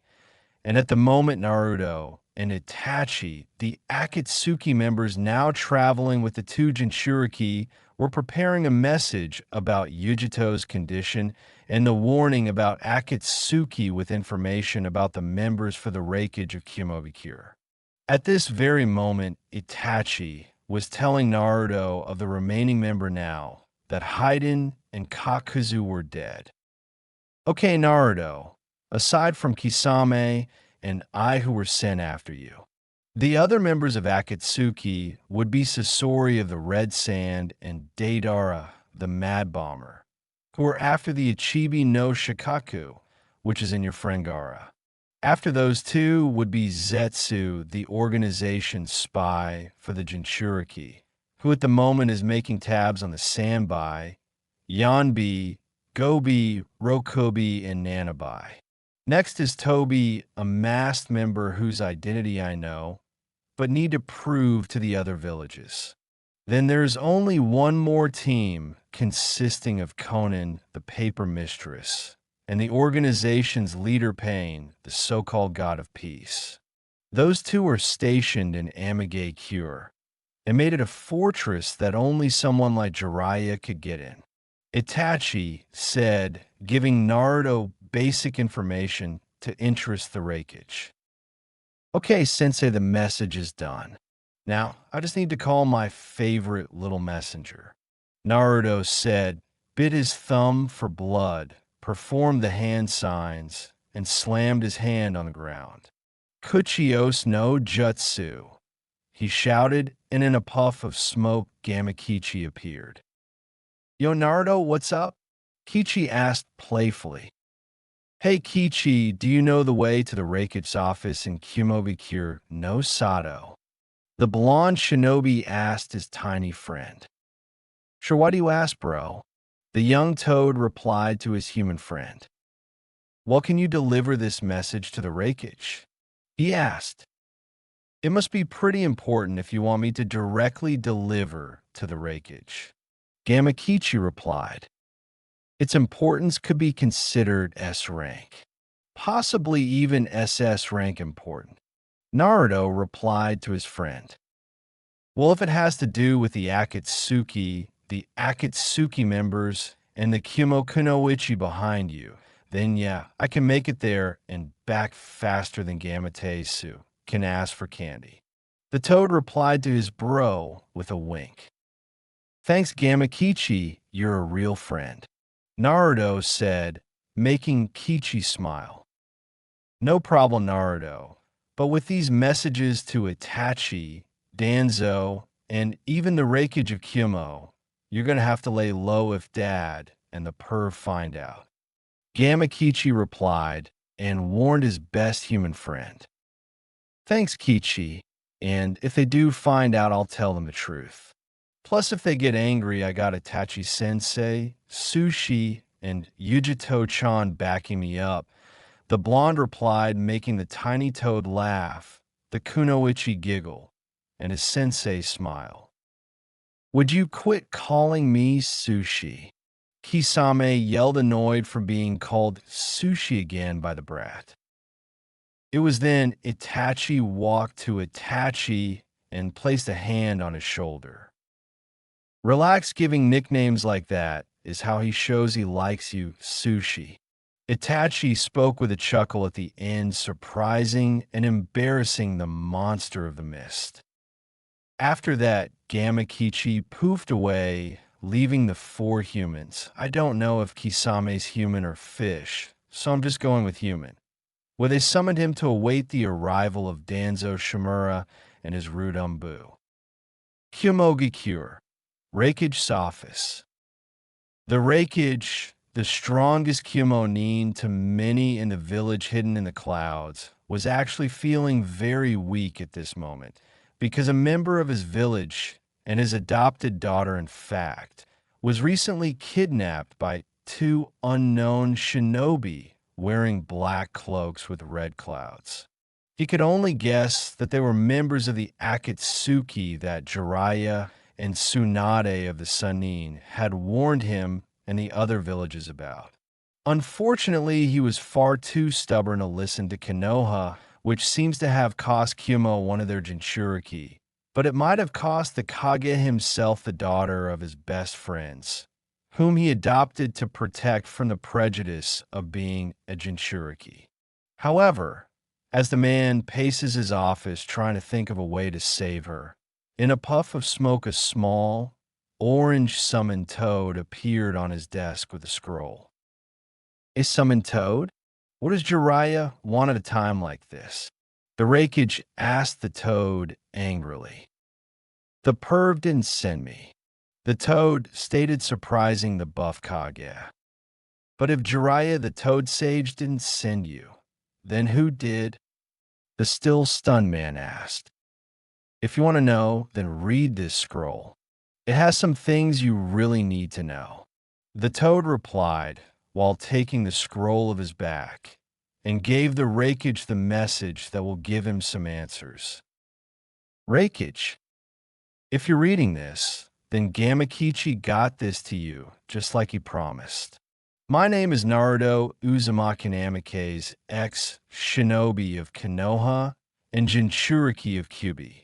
In the beginning, I was waiting for my childhood senseis between the borders of Hai, Tsuchi, and Kaminari no Kunis. However, I encountered a couple members of Akatsuki carrying a blonde, who Kyuubi told me was the container of Nibi. Being a nice guy, I couldn't leave a woman like that when she needed help. I was able to kill the Akatsuki members and save Yujito, since they didn't know what I could do. Now I request that Yujito travel with me, and to ease worries you could send Killer Bee to make sure. I could also use his help to go beyond Seven Tails with Q's chakra without losing myself. As for Akatsuki, one of my first two senseis gave me info on all the members. The first team is Sasori of the Red Sand and Deidara, the Mad Bomber, who are after Gaara of the Sand, Itachi Uchiha, and Kisame Hashigaki, who target me. Itachi is actually one of the sensei, and thanks to the bond he made with Kisame, they are on our side unless you don't care about the fate of every Jinchuriki and Biju in the elemental nations. Next is Zetsu of Grass, who is the organization spy, and Tobi, whose sensei is researching. Finally, there is Conan, the paper mistress, and Pain, the so-called god of peace, and they are in aim. Lord Raikage, if you desire more information to send every hidden village Itachi Sensei, Yujito, and Kisame will come to Kumo as soon as we meet up with my other sensei Danzo Shimura and his route. Should we meet, I'll explain everything face to face. It will be best to hear from you as soon as you finish reading this. Sincerely, Naruto Uzumaki Namikaze. Ah, so Yujito is safe. The Raikage said in relief before glaring at the toad on his desk. Gamakichi was it. He began, and the toad nodded. Tell Namikaze that immediately after he meets Danzo, they are all to come here, so we can further discuss his message. The Kage finished. Oh, okay, Gamakichi replied, and disappeared in another puff of smoke. With Naruto and the others when the Raikage reads the message. The group of 4 was sitting around a fire eating some fish Naruto and Kisame caught and cooked while waiting for Gamakichi and Danzo. Yujito began. I think we're being watched, she said. Girl, the 3 of us sensed them before we cooked the fish. Kisame replied. Danzo-sensei, you can come out and have a fish now. Naruto called. From that, an old man wearing robes with one good arm, a cane, a visible yet closed eye, and a covered eye emerged from the shadows and gave Naruto a warm smile. Thank you, Naruto. I was getting tired of waiting for the Kumo girl to sense us. Danzo spoke as his root emerged from the shadows as well. Discussions, a teacher, a bloodline, and journey to Kumo. Yujito, Ni was quite shocked at the moment. Naruto had told her that Danzo Shimura, the war hawk of Konoha himself, took Naruto as an apprentice and made him successor to Root, but to actually see them being friendly towards one another was something else altogether. So Naruto, Danzo began and shook Yujito from her thoughts. Itachi told me you bested the Nukenin Kakuzu of the village hidden in the waterfall, correct? The old man asked his student. Yeah, I did. Why do you ask, Danzo-sensei? Naruto asked while eating his fish. Naruto, Itachi began. Kakuzu is a hard opponent for anyone, and no one has challenged him or even bested him in battle except for Hashirama Senju. The Uchiha continued. Wait, wasn't that Bie-chan's Ji-san and the first Hokage of Konoha? Naruto asked. Yes, the man is older than Danzo, Hiruzen, Koharu, and Hamura, and even when Hashirama fought Kage, the first had some trouble since the man was powerful even back then. Itachi replied, Wow, that guy fought the first Hokage and lived for years until he died by my hand. That's insane. Naruto ranted. The puzzle for us is how did you defeat him, and the masked monsters that contained his extra hearts at the same time. Danzo asked. Well, when I got into the fight, I could somehow see them come at me from every angle, and I could perceive their moves. Naruto began getting Itachi and Danzo more curious. I even managed to release a burst of chakra, pushing them away and destroying all 3 before Shadow Clone ended Kakuzu himself with a Rasengan. Naruto explained, surprising all his companions. This very explanation led Danzo and Itachi to exchange looks before staring at Naruto. Naruto, you said you destroyed all 3 masked monsters, correct? Itachi asked. Yeah, I did. Why, sensei? Naruto asked. Kid, Kakuzu has 4 of those things attached to them. Kisame spoke. Really? Well, he did tell me in Yujito that I cost him a heart and said that after they extracted Q and Nibi, he was going to take ours as replacements. Naruto said, Oh, that explains it. Well, Naruto, next can you please focus some chakra into your eyes? Itachi asked. Naruto did as asked, and slowly began focusing chakra into his eyes until his sapphire blue eyes turned a very light shade of purple with 6 rings around his pupils, and 3 tomo on the 3rd ring from his pupils. When his eyes changed, however, they all gave a gasp, never from what happened. I've never seen anything like this. Itachi began. It's as if Naruto here has awakened a fusion of the Sharingan, Byakugan, and Rinnegan. He finished taking them all, even Danzo, by surprise. Wow, that's really cool, Itachi. I wonder if my eyes have the abilities of the Byakugan and the Rinnegan. Although I'm hoping my new bloodline doesn't have all the abilities of the Sharingan.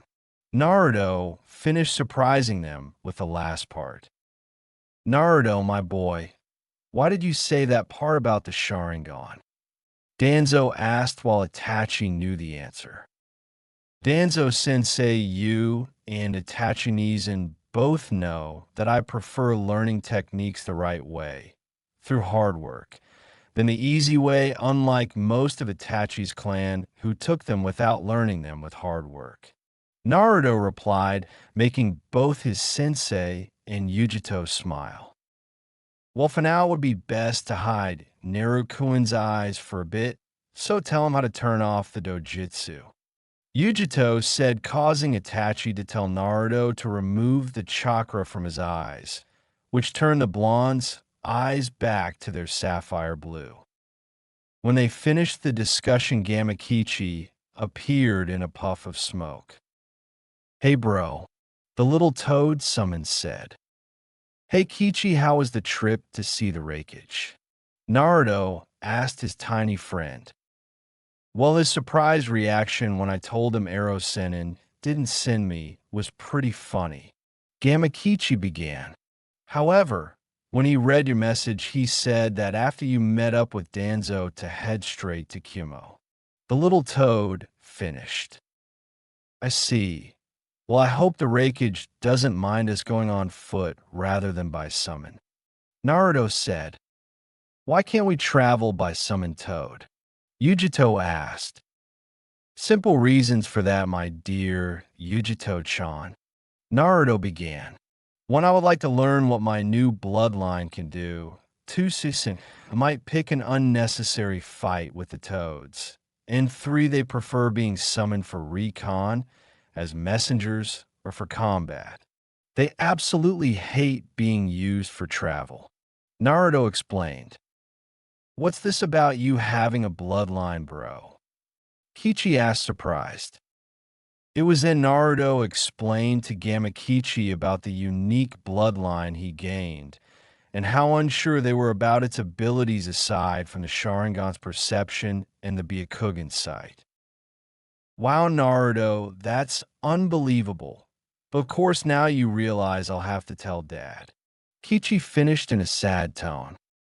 Tell Bunta that if he keeps it a secret, then in 3 years I'll drink with him till he passes out drunk. Naruto replied with a smirk. Will do, bro, but Dad's gonna pass out from laughing before accepting that challenge. Gamakichi replied with a chuckle before going home. Well, Naruto began as he turned to his companions. Let's get Yujito-chan to Kumo, and on the way figure out what my eyes can do. He finished getting nods from Itachi, Kisame, Danzo, Yujito, and the concealed members of Root. 2 days later on the way to Kumo. After 2 days of traveling on foot to Kumogakure, Naruto had learned quite a bit about his Omnigon. For starters, he had learned he can pull off the abilities of the Rinnegan's 6 paths, but doesn't want to try and create the paths yet. He can also pull the sight and techniques of the Byakugan, but he couldn't copy techniques like the Sharingan, much to his pleasure. Although as of right now, the Jinchurikis, Akatsuki members, Danzo, and Root were still on the way to Kumo. Everyone stopped for a moment. Naruto said, stopping his companions. Naruto-kun, why are we stopping now when we're a few hours away from Kumo? Yujito asked. What would be smart and polite to let the Raikage know we're almost there, right? Naruto asked, smiling at his fellow blonde before summoning Gamakichi. Hey Naruto, what's up? The little toad asked. Kichi, can you let the Raikage know we're almost to Kumo? Naruto asked his little friend. Sure, Naruto, but first tell me why you've been summoning so much. Kichi asked. Well, aside from your dad to the first toad I summoned, you make great conversation and a great messenger. Unlike your brother, you don't ask for payment and can be serious when necessary, and you're a great friend. I see your reasons, Naruto. The toad began. I'll head to the Raikage, and I'll see you later, bro. He finished and left to do as Naruto asked. After that, the group continued on until the walls of Kumo came into view, and when they arrive at the village, standing at the gates of the village, Gamakichi on his shoulder, was the Raikage of Kumogakure no Sato. Welcome to Kumogakure. Kumogakure, the village hidden in the clouds, was an impressive-looking village, even if Naruto and his companions had not made it past the front gate yet.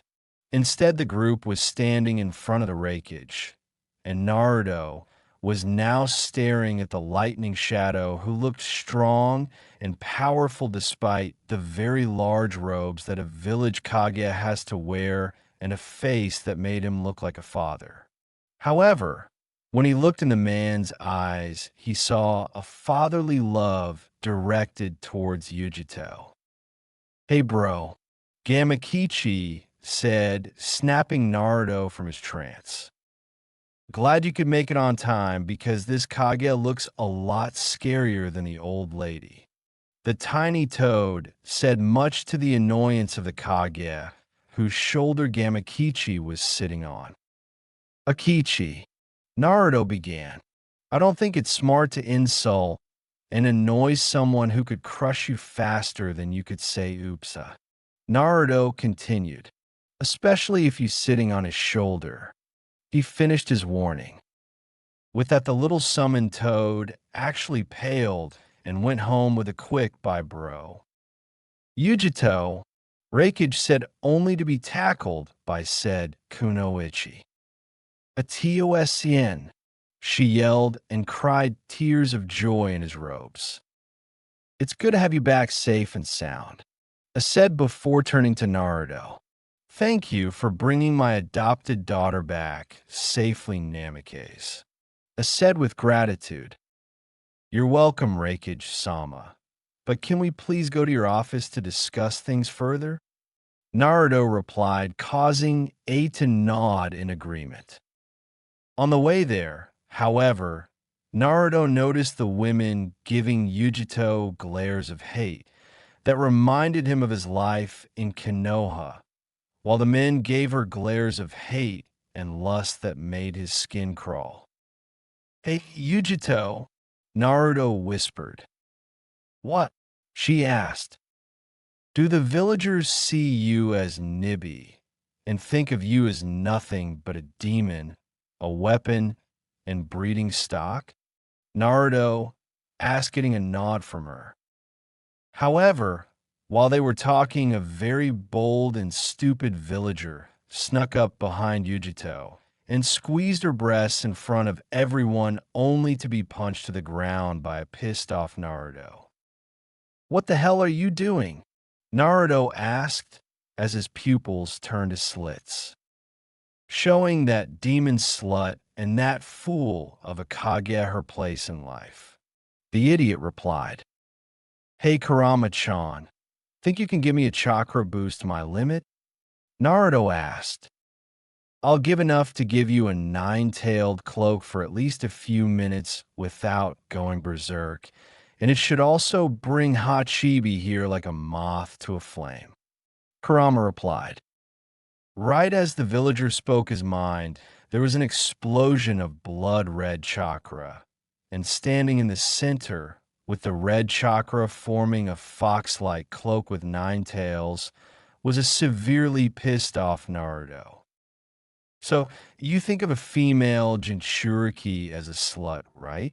Well, that slut, as you put it, could kill you before you could even blink, and that's without Nibi's chakra. The cubified Naruto began. Also be sure to spread the word that Yujito ni Jinchuriki of Matatabi, the Nibi no Nikomata, is under the protection of Naruto Uzumaki Namikaze's Jinchuriki of Kurama, the Kyuubi no Kitsune. He finished making most of the villagers and shinobi alike wet themselves. After Naruto's intimidation, the chakra cloak receded before he lost control, and when it disappeared, someone showed up in a Raitan Shushin. Yo bro, what happened caused 8-0, and I could feel 9-0 going nutso. The man poorly rapped. Hey, sorry for the mid-chapter author's note, but for the record, I've never been too good at rhyming off the top of my head, so I'm sorry if B's rapping sucks worse than the anime and manga. So you're Karabi, the killer bee, yeah? Yujito-chan boasted as the host of Gyuki, the Hachibi. Naruto unknowingly rapping, which A and Yujito thought was better than B's. I bet you claim to float like a butterfly and sting like a bee, but most of it's from the being stuck in you. So don't be full of yourself cause of the octobull in your body till you can beat someone that could give even Hashirama Senju some trouble and beat them without your Biju. Naruto finished making everyone stunned that he could rap better than Karabi. What's everyone staring at? Naruto asked. Narukun, you rapped in front of B, and you were better than him too. Yujito replied. I didn't even know I was rapping, but Kurama says she likes to mess with baby Hachibi, as she puts it, so she's probably making me rap to mess with Karabi. You know, since he is the leash that can unleash the beast. Naruto rapped again. Okay, already. B yelled. I've just been pawned for Gyuki to be punked. Now that's just plain mean, since he's also laughing at me. B said depressed. Wow, and here all I had to do to get B to finally quit rapping was bring Naruto. A said laughing at his brother's pain. So, kid, how come we could feel Kurama's chakra? B finally asked. Oh, an idiot grabbed Yujito-chan's breasts in public, and even said she was best as breeding stock just because of something she never even asked for. Because of him, Kurama gave me enough chakra for all 9 tails at least for a few minutes, since I can only go to 7 for a long period without going berserk. Also, can we talk more in A-sama's office? Naruto replied and asked. As they continued on to A's office, none of the civilians dared to make a move against Yujito, with Naruto protecting her. Eventually, they made it to the Raikage tower and proceeded to A's office with the Kage soon to be looking for a secretary that doesn't hate Yujito. So, A began. You said that you wish for Yujito and B to travel with you to help protect them from the Akatsuki and help you control all of the Kyuubi's chakra, correct? A asked, to which Naruto nodded. Give me a reason why I should allow it, especially when you travel with members of that organization. He demanded. Well, Raikage-sama, first of all, Itachi, Nizan helped to train me since I was little, so he won't attack us all. Plus, even if he and Kisame did, we have 3 Biju and all of Danzo Sensei's root, which are also under my control due to being Sensei's heir to the organization when he dies. Naruto replied, Tell me, Namikaze, what do you plan to do next? A asked. I plan to start a hidden village in the border between Hai, Tsuchi, and Kaminari no Kunis, provided I have enough support. Naruto answered. What would the purpose of such a village be? I asked curiously, while everyone, except Danzo and Itachi, thought the same thing. It would be a place for missing mean to have a second chance, a place where all people can have a home, and a safe home where all Jinchuriki will be treated like regular people. Naruto answered, bringing tears to the eyes of Yujito, A, B, and Kisame. Also, Naruto began, being between Hai no Kuni, Tsuchi no Kuni, and Kaminari no Kuni, my village would be a peacekeeper between Konoha, Kumo, and IWA. Naruto added, impressing A. I offer my support for this idea, and I'm sure Tsunade would too. However, two Kage support alone a village cannot make. A said, which is why I request you send a message to the Tsuchikage and ask him to allow summoned toads in his presence. Naruto replied. He would demand a reason to allow a Konoha summon anywhere in his village. I countered. Naruto began. But that is when Gamakichi will appear with a message for the Tsuchikage from someone other than Jiraiya. Naruto finished with a devious smirk. And since Jiraiya is thought to be the only living toad, Summoner the Old Man will look at it out of curiosity. I realized there will also be similar scrolls sent to the other three villages, Konoha, Suna, and Kiri, and all four scrolls will have a shadow clone sealed in them for when the message has been read. Naruto added, that way they can actually speak with you for more information. I spoke. Yep, and that is just the beginning. Naruto said, just one more thing. I began, what do you intend to name the village? The curious Kage asked. I'll tell you when I come back after getting information from the toads about something. Naruto replied, for now can you tell me where I can rest and prepare the messages for the Kages? He then asked, you, Itachi, Kisame, and Danzo will be staying here in the tower with us while you are in this village. I replied, after that the former Konoha Nin and Kisame were escorted to private rooms within the Raikage Tower. Once there, Naruto set up the messages for the other Kages, and then summoned Gamakichi. Hey bro, what's up? The toad asked. Kichi, could you reverse summon me to your home? I need to talk to Bunta. And the next task is for you, Teisu, and any other tiny toads that like me. Naruto replied, one must be something huge to request that. Well, Naruto, I'll help you.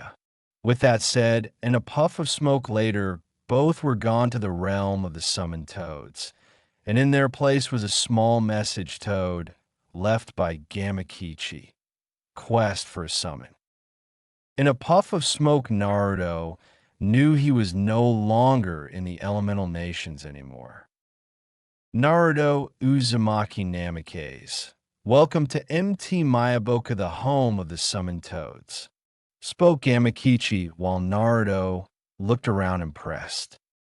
Wow, Naruto began while looking around. This place is immense. He finished. As soon as he finished, the ground beneath them quaked, and a gigantic toad's foot landed right in front of the two, forcing them to look up and see Gamabunta, Kichi's dad and boss toad, staring down at them. Gamakichi, what is Naruto doing reverse summoned here? Wanna asked. Well, you see, Pops, Naruto had something to talk to you about face to face and didn't want to summon you in the middle of Kyuubi Cure. Kichi said while sweating. Oh, well, Naruto, what could be so important that you would ask to come here personally? Wanted to ask curious. I wanted to know if it's possible to sign a second summon contract while keeping my contract with the Toads. Naruto asked. You know, kid, I'm not really sure about it, but I'm sure the elders Fukasaku and Shimano However, if they don't, perhaps the great elder toad would know. Bunta replied to the tiny summoner. Can you take us to the elders, Bunta? Naruto asked. Sure, just climb on, and I'll hop you to their house. Gamabunta asked. So with that, Naruto picked up Gamakichi, channeled chakra into his hands and feet, climbed up Bunta's back, and held on tight as the massive summon hopped to the elder's home. Fukasaku-sama, Shima-sama, are you two home? Gamabunta asked as Naruto and Gamakichi hopped off the boss toad. What in Kami's name is the trouble, Bunta? An old-looking green toad asked as he and another toad, looking the same age, hopped out of the house. Fukasaku-sama, Shima-sama, meet Naruto Uzumaki, the boy I fought Shikaka with. Bunta spoke as he introduced Naruto. It's a pleasure to meet you both, Naruto said while bowing. Ah, so you're the child Jiraiya boy always talks about. Shima began. You're just like your father. She finished. So Naruto boy, what brings you here? Fukasaku asked. Actually, there are a couple things I want to know. Naruto began. First, is it possible for me to sign a second summon contract while keeping the one I have with the toads? Naruto asked the two elder toads. It depends if the great elder toad will allow it, but you will have to say your reason for wanting to stay with the toads while having another contract. Shima told them. Well, before I speak my reason, let's go see the great elder, Naruto said before they all got on Bunta again and headed for the temple of the great elder. If it isn't little Minato, spoke an old toad bigger than Gamabunta. Actually, sir, I'm not Minato Namikaze. Naruto began to correct the old toad. I'm his son Naruto. He finished. Oh, it is a pleasure to meet you, child. The great elder began. Tell me what brings you here. He finished. I wish to know if I can sign another summon contract while also staying with the toads. Naruto asked. A child born of two great ninja, cursed with power from his mother's ancestors, and blessed with power surpassing a god, shall be cast out of his homeland that feared and hated him for the power he gained from his mother. He shall go on a journey to become sage to two and bring peace to the world, as well as ending those who seek to trap the world in eternity of false peace. The great elder said, as if in a trance. That's just like the prophecy he gave Jiraiya boy all those many years ago. Fukasaku exclaimed. Naruto Uzumaki Namikaze. The elder began. You are the one destined to bring peace to the world. He continued. I will allow you to possess a second contract in addition to ours. Please perform the summoning jutsu as we block the Toad Clan from you, so that you may find your second contract. The elder finished, and just as asked, Naruto performed the jutsu, only to disappear in a puff of smoke. Unknown location. Whoa, Naruto began. So this was how Pervy Sage met the toads. He finished. With that said, Naruto began to look around the summoning realm he arrived in. Okay, it's cool yet worrisome that this place appears to be a mountain range with the mountains starting from the clouds instead of actual Earth. Naruto said, That's the Ryukami Mountains for you, spoke a voice behind Naruto, causing him to turn around. When he did, however, he saw a small yet strange-looking dragon with scales that shined like crystals in sunlight. Hi, my name's Naruto. He began. Could you tell me who you are and explain this place? Naruto asked the little dragon that was around shin height. Sure, Naruto. The dragon spoke with excitement. My name's Ryuka, a crystal dragon, and daughter Artemis, the head crystal dragon clan and of the entire dragon summon clan. She began explaining. There are also some elemental dragon clans for all the main and sub-elements, and the elemental clans live in separate mountains. There is one mountain for each clan, with the crystal dragons having a home in the largest mountain in the center of the range. She continued, because your mother is the head of the clan as a whole.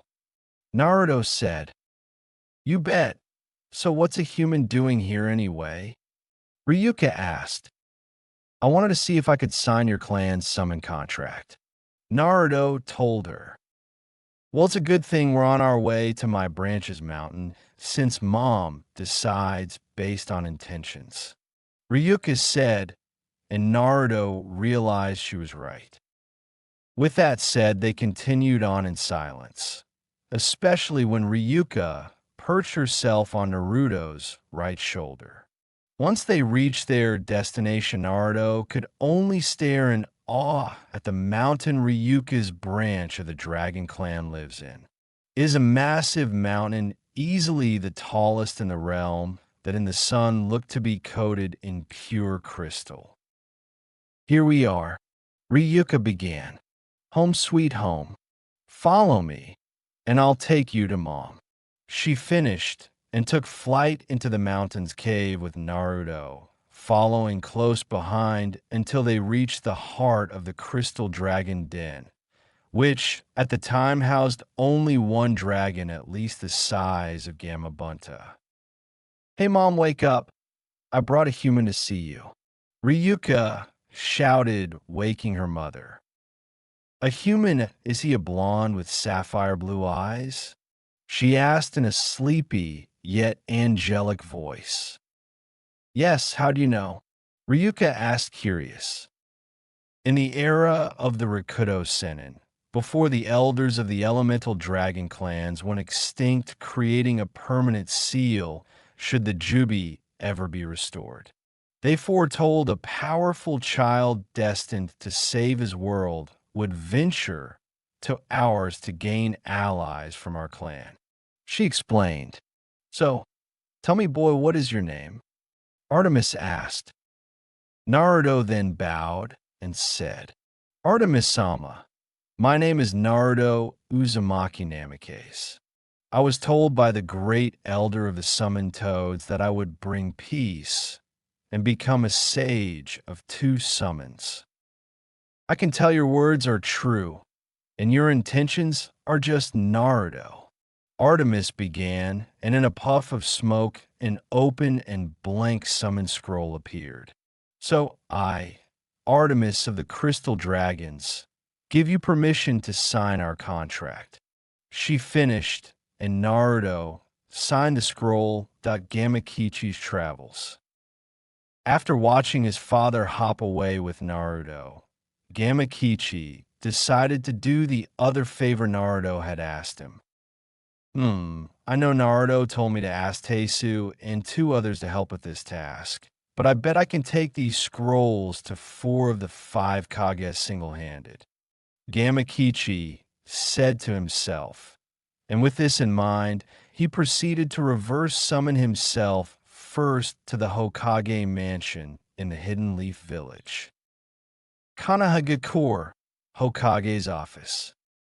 Tsunade Senju, the Godame Hokage of the Hidden Leaf, was having a very rough time on the job, and Shizen hit her sake, making the blonde Kage more stressed than when Naruto almost died helping her against Orochimaru and Kabuto.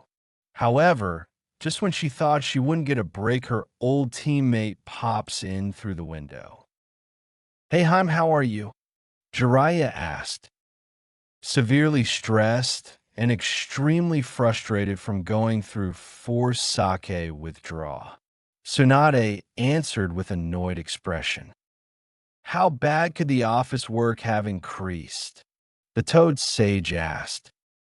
Well, it turns out that since Naruto was banished all of our alliances and trade agreements between the Sand Village and Wind Country, Waterfall, Spring, Wave, Tea, and every other country and village, he and his team helped have been terminated due to his treatment here. Tsunade began. Since we lost the alliances and trade agreements, the village economy is suffering mostly for the shinobi and the poor to middle-class civilians. For some reason, however, the civilian council and their families haven't felt any of the backlash from this crisis. She explained, "Sounds like the civilian council is doing some dirty business in the shadows, but we don't have the manpower or the resources to investigate."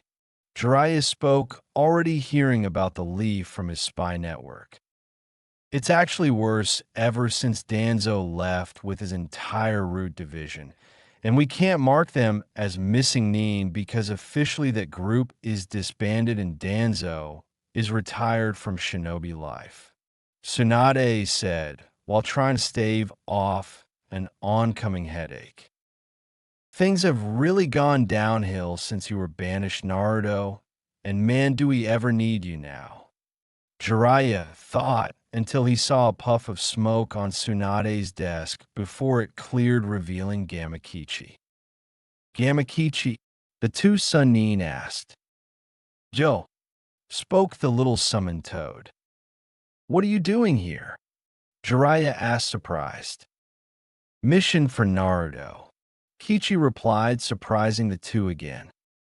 "Naruto sent you," Tsunade yelled, causing her assistant and her apprentice to come running into the office. "Tsunade-sama, is everything all right?" Shizen asked. "We heard you yell that Naruto sent someone," Sakura, Haruno added. As soon as they regained their composure, Jiraiya and Tsunade both pointed to Gamakichi. As Sakura and Shizen lowered their gazes to where the Sannin were pointing, they saw Gamakichi. "Hey," he said to them, but he didn't expect one reaction. "Ehewa, it's a talking frog," Sakura screamed, making the two Sannin and Shizen sweat drop and making Gamakichi mad. "Hey, who the hell are you calling a frog?" Kichi yelled in outrage. "Just so you know, I'm a toad." He corrected her. "I'll never understand why Naruto likes someone as loud and disrespectful as you." The little toad added, making Sakura's eyes widen. "Wait, how do you know Naruto and me?" Sakura asked. "Simple, I know Naruto because he can summon the Toad Clan, and he's my best friend." Gamakichi began. "I know of you and Sasuke Uchiha because Naruto accidentally summoned me in his fight with that Gaara guy." He explained to her. "But how can Naruto summon?" she asked, still confused. "You should ask my perverted idiot of a teammate standing next to me, Sakura." Tsunade answered. "Master Jiraiya?" Sakura asked, still confused. "Sakura, what is one thing that made the Sannin well known?" he asked her. The Sannin were well known for their fight with Hanzo and their summons. Tsunade-sensei can summon slugs. Orochimaru can summon snakes. Sakura said before trailing off. "And I summon toads, but my contract is the best," Jiraiya said. "Jiraiya, you and I will discuss that later." And Sakura, didn't you see Gamakichi when Naruto summoned him at the hospital? Tsunade asked her apprentice. "No, I was trying to come up with ways to be a better teammate and friend to Naruto," Sakura answered. "Can we please get back to me coming with a message from Naruto?" Gamakichi asked, surprising Sakura and Shizen. "Wait, if it's from Naruto, shouldn't the rookie 11 hear it too?" Sakura asked, wanting her friends to know. "I don't mind since I'm a messenger." Kichi replied. All right, Shizen, summon the rookies and their senseis. Tsunade ordered. Yes, Tsunade-sama.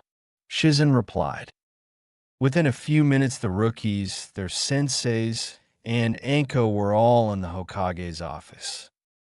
Tsunade-sama, we came as fast as we could when we heard you have a message from Naruto. Kakashi spoke, surprising people he was on time. It was then Gamakichi summoned a scroll with Tsunade's title on it, but when she opened it, all they saw was a single seal. Kinda looks like a storage seal. Shikamaru commented, well, Hamit's for you, so maybe it will release for your chakra. Jiraiya said. Tsunade nodded and focused chakra into the seal. Within a puff of smoke, everyone saw Naruto. Let me guess you're a Kagebushin, aren't you? Kichi asked. You got a Kichi, I'm just here to give Bachan my message, poof, and give the boss the info. The clone replied. And there are 3 more sealed clones for the Kazekage, Mizukage, and Tsuchikage, correct? The summoned toad asked, surprising everyone. Naruto, why are there clones with messages for 4 of the 5 Kage? Sasuke asked the clone of his friend. Because Sasuke, the Raikage already supports the boss plan to make a hidden village in between the borders of Hai, Tsuchi, and Kaminari no Kunis. The clone replied, that's a brilliant idea. Jiraiya yelled, confusing everyone but Naruto's clone. A village between the borders of all those countries will basically be a peacekeeper and help prevent Warus, IWA, and Kumo. Jiraiya explained, and everyone was impressed with the plan. My village will also allow missing Nin a second chance, and will also be a safe haven for Jinchuriki. The clone added, Jinchuriki? The rookies asked. People like me and Gaara of the Sand who have Biju sealed in us. The clone answered. How many are there? Kiba asked. Well, Kiba, there are 9 Biju, but I only know 3 hosts besides me. Naruto replied. Who are the other hosts you know, Naruto? Tsunade asked. Well, there's Gaara the One-Tail Jinchuriki. The clone began explaining before Sakura cut him off. What? You mean Sasuke, Lee, and I were almost killed by the host of the weakest-tailed beast? Sakura screamed. Yes. Naruto answered.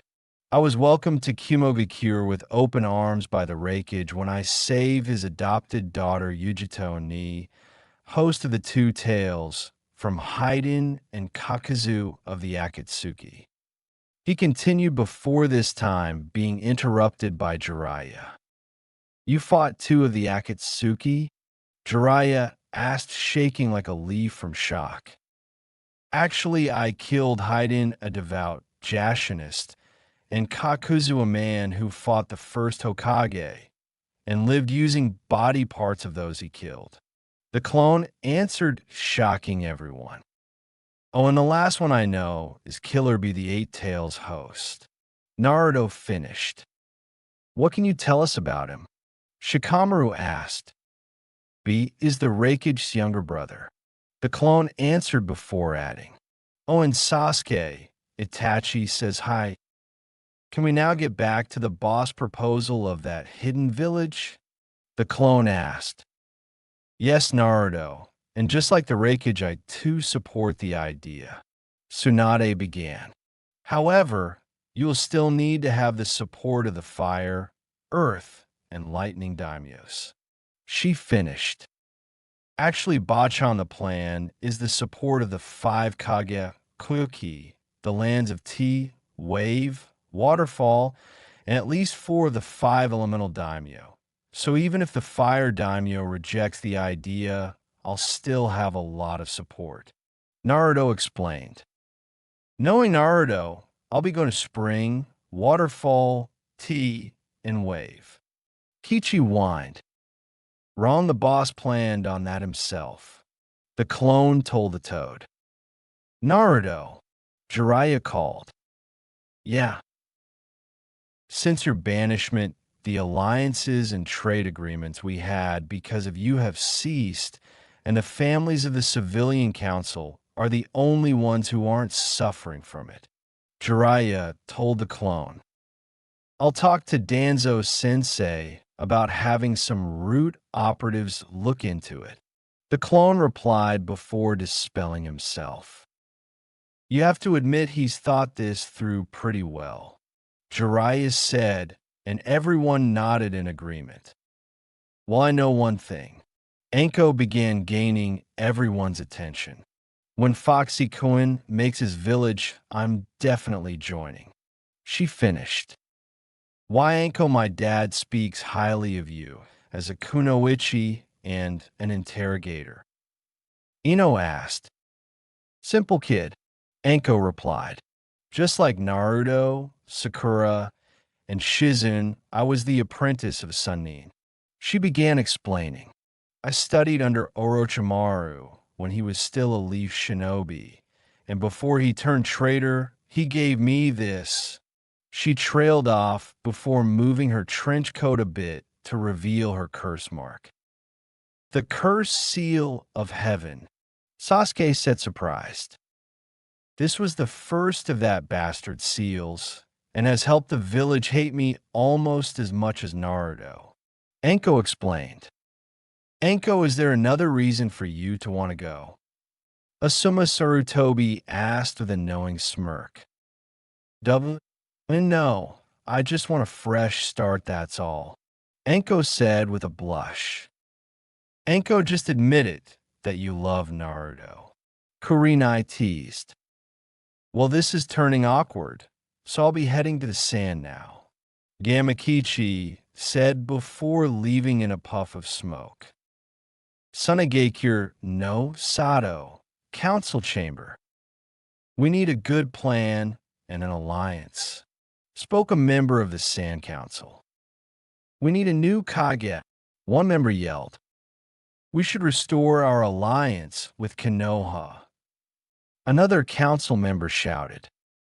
Baki, sensei, to the Sand siblings, began to tune out the council members because they have been having this same argument ever since they revoked their alliance with Konoha after the banishment of Naruto Uzumaki. At the moment he prayed for a miracle to aid the council. His wish was granted. In a puff of smoke, Gamakichi appeared before the Suna Council. Yo, Kichi greeted. Is Summon Toad? Baki asked. What's a leaf summon doing here? I have a message for the Kazekage from Naruto Uzumaki. The toad announced, causing the council to whisper about the banished leaf Nin. I'm sorry, but at the moment our village has no Kage. Baki explained. Oh, then can I see Gaara and his team? Kichi asked. Yes. Baki answered before having his Sand ANBU appear. Bring Gaara and his siblings here, and tell them it's a message from Naruto Uzumaki. Baki ordered. Within a moment, the ANBU returned with the Sand Trio. Hello, Gaara. Gamakichi said, gaining the three's attention. You were one of the two toads with Naruto when he and I fought. Gaara said, acknowledging Gamakichi. Yep, and you're a lot more mellow since that fight. Kichi replied as he gave Gaara the scroll for the Kazekage, who upon opening sent chakra into the seal, summoning a Naruto clone. Hey Gaara, the clone greeted. Just to save a ton of time, Kichi began. This is just a shadow clone, he said, pointing to Naruto. He's here with a proposal from the real Naruto. Gamakichi finished, gaining everyone's attention and interest. Kichi's right, and the proposal is the founding of a hidden village in the middle of the borders of the lands of fire, earth, and lightning. The clone began. This village would be a peacekeeper between Konoha, IWA, and Kumo, a second chance for missing Mean, and a safe haven for Jinchuriki. The clone began explaining. Since Suna has no Kage at the moment, I need the council's support, which will hopefully grant me the next Kages and the support of the Wind Daimyo. But so far we have the support of the Raikage and Hokage. Naruto continued. After the Sans answer, Kichi will take the same message to the Mizu and Tsuchi Kages, and later the original Naruto will personally go to the lands he helped as a leaf nin like Wave, Spring, Waterfall, and Tea. The clone said as he finished explaining. Wait, Naruto, with all that support your village, could possibly become the 6th great ninja village. Especially if you get the support of the 5 elemental daimyos. Temari said, well, I get a ton of shinobi and kunoichi out of missing nin that want to stop running, and the civilians from villages on those borders that want to be safe from war and conflicts between the Leaf, Stone, and Cloud. Naruto told Temari, well, Uzumaki, that is a well-thought-out plan, and seems to cover all the necessary bases. Baki said, impressed with Naruto's plan. Thank you for the flattery, but I need the support of Suna's council and their future Kazekage. Naruto replied. It was then Baki stood up and said, the Suna council and our future Kazekage support the proposal of Naruto Uzumaki. Baki began before smirking. Isn't that right, Gaara? He added, surprising everyone. Why Gaara? One council member began. If anyone, it should go to Temari as the eldest and most intellectual. He finished. Because ever since Naruto defeated him, Gaara has wanted to show he's changed and become something precious to others by becoming Kazekage. Kankuro said, it would also be a sign of trust since we're making a future alliance with the Nine-Tails Jinchuriki. Baki added, causing the council to agree. Then it's settled once Gaara becomes a Jounin, he shall be the 5th Kazekage. Baki announced, thank you, Naruto Uzumaki. Once again, you have helped me. Gaara said with a smile. If anyone deserves the title of Kazekage Gaara, you do. Naruto began. But before I go, I need to warn you of a looming threat. An organization called the Akatsuki is after the Biju. Naruto warned. Which means they'll come after Gaara. Kankuro said with clenched fists. Yes, the Akatsuki is a group of S-class missing nin that used to have 10 members. Orochimaru, who was a member who left after trying and failing to steal the body and eyes of Itachi Uchiha.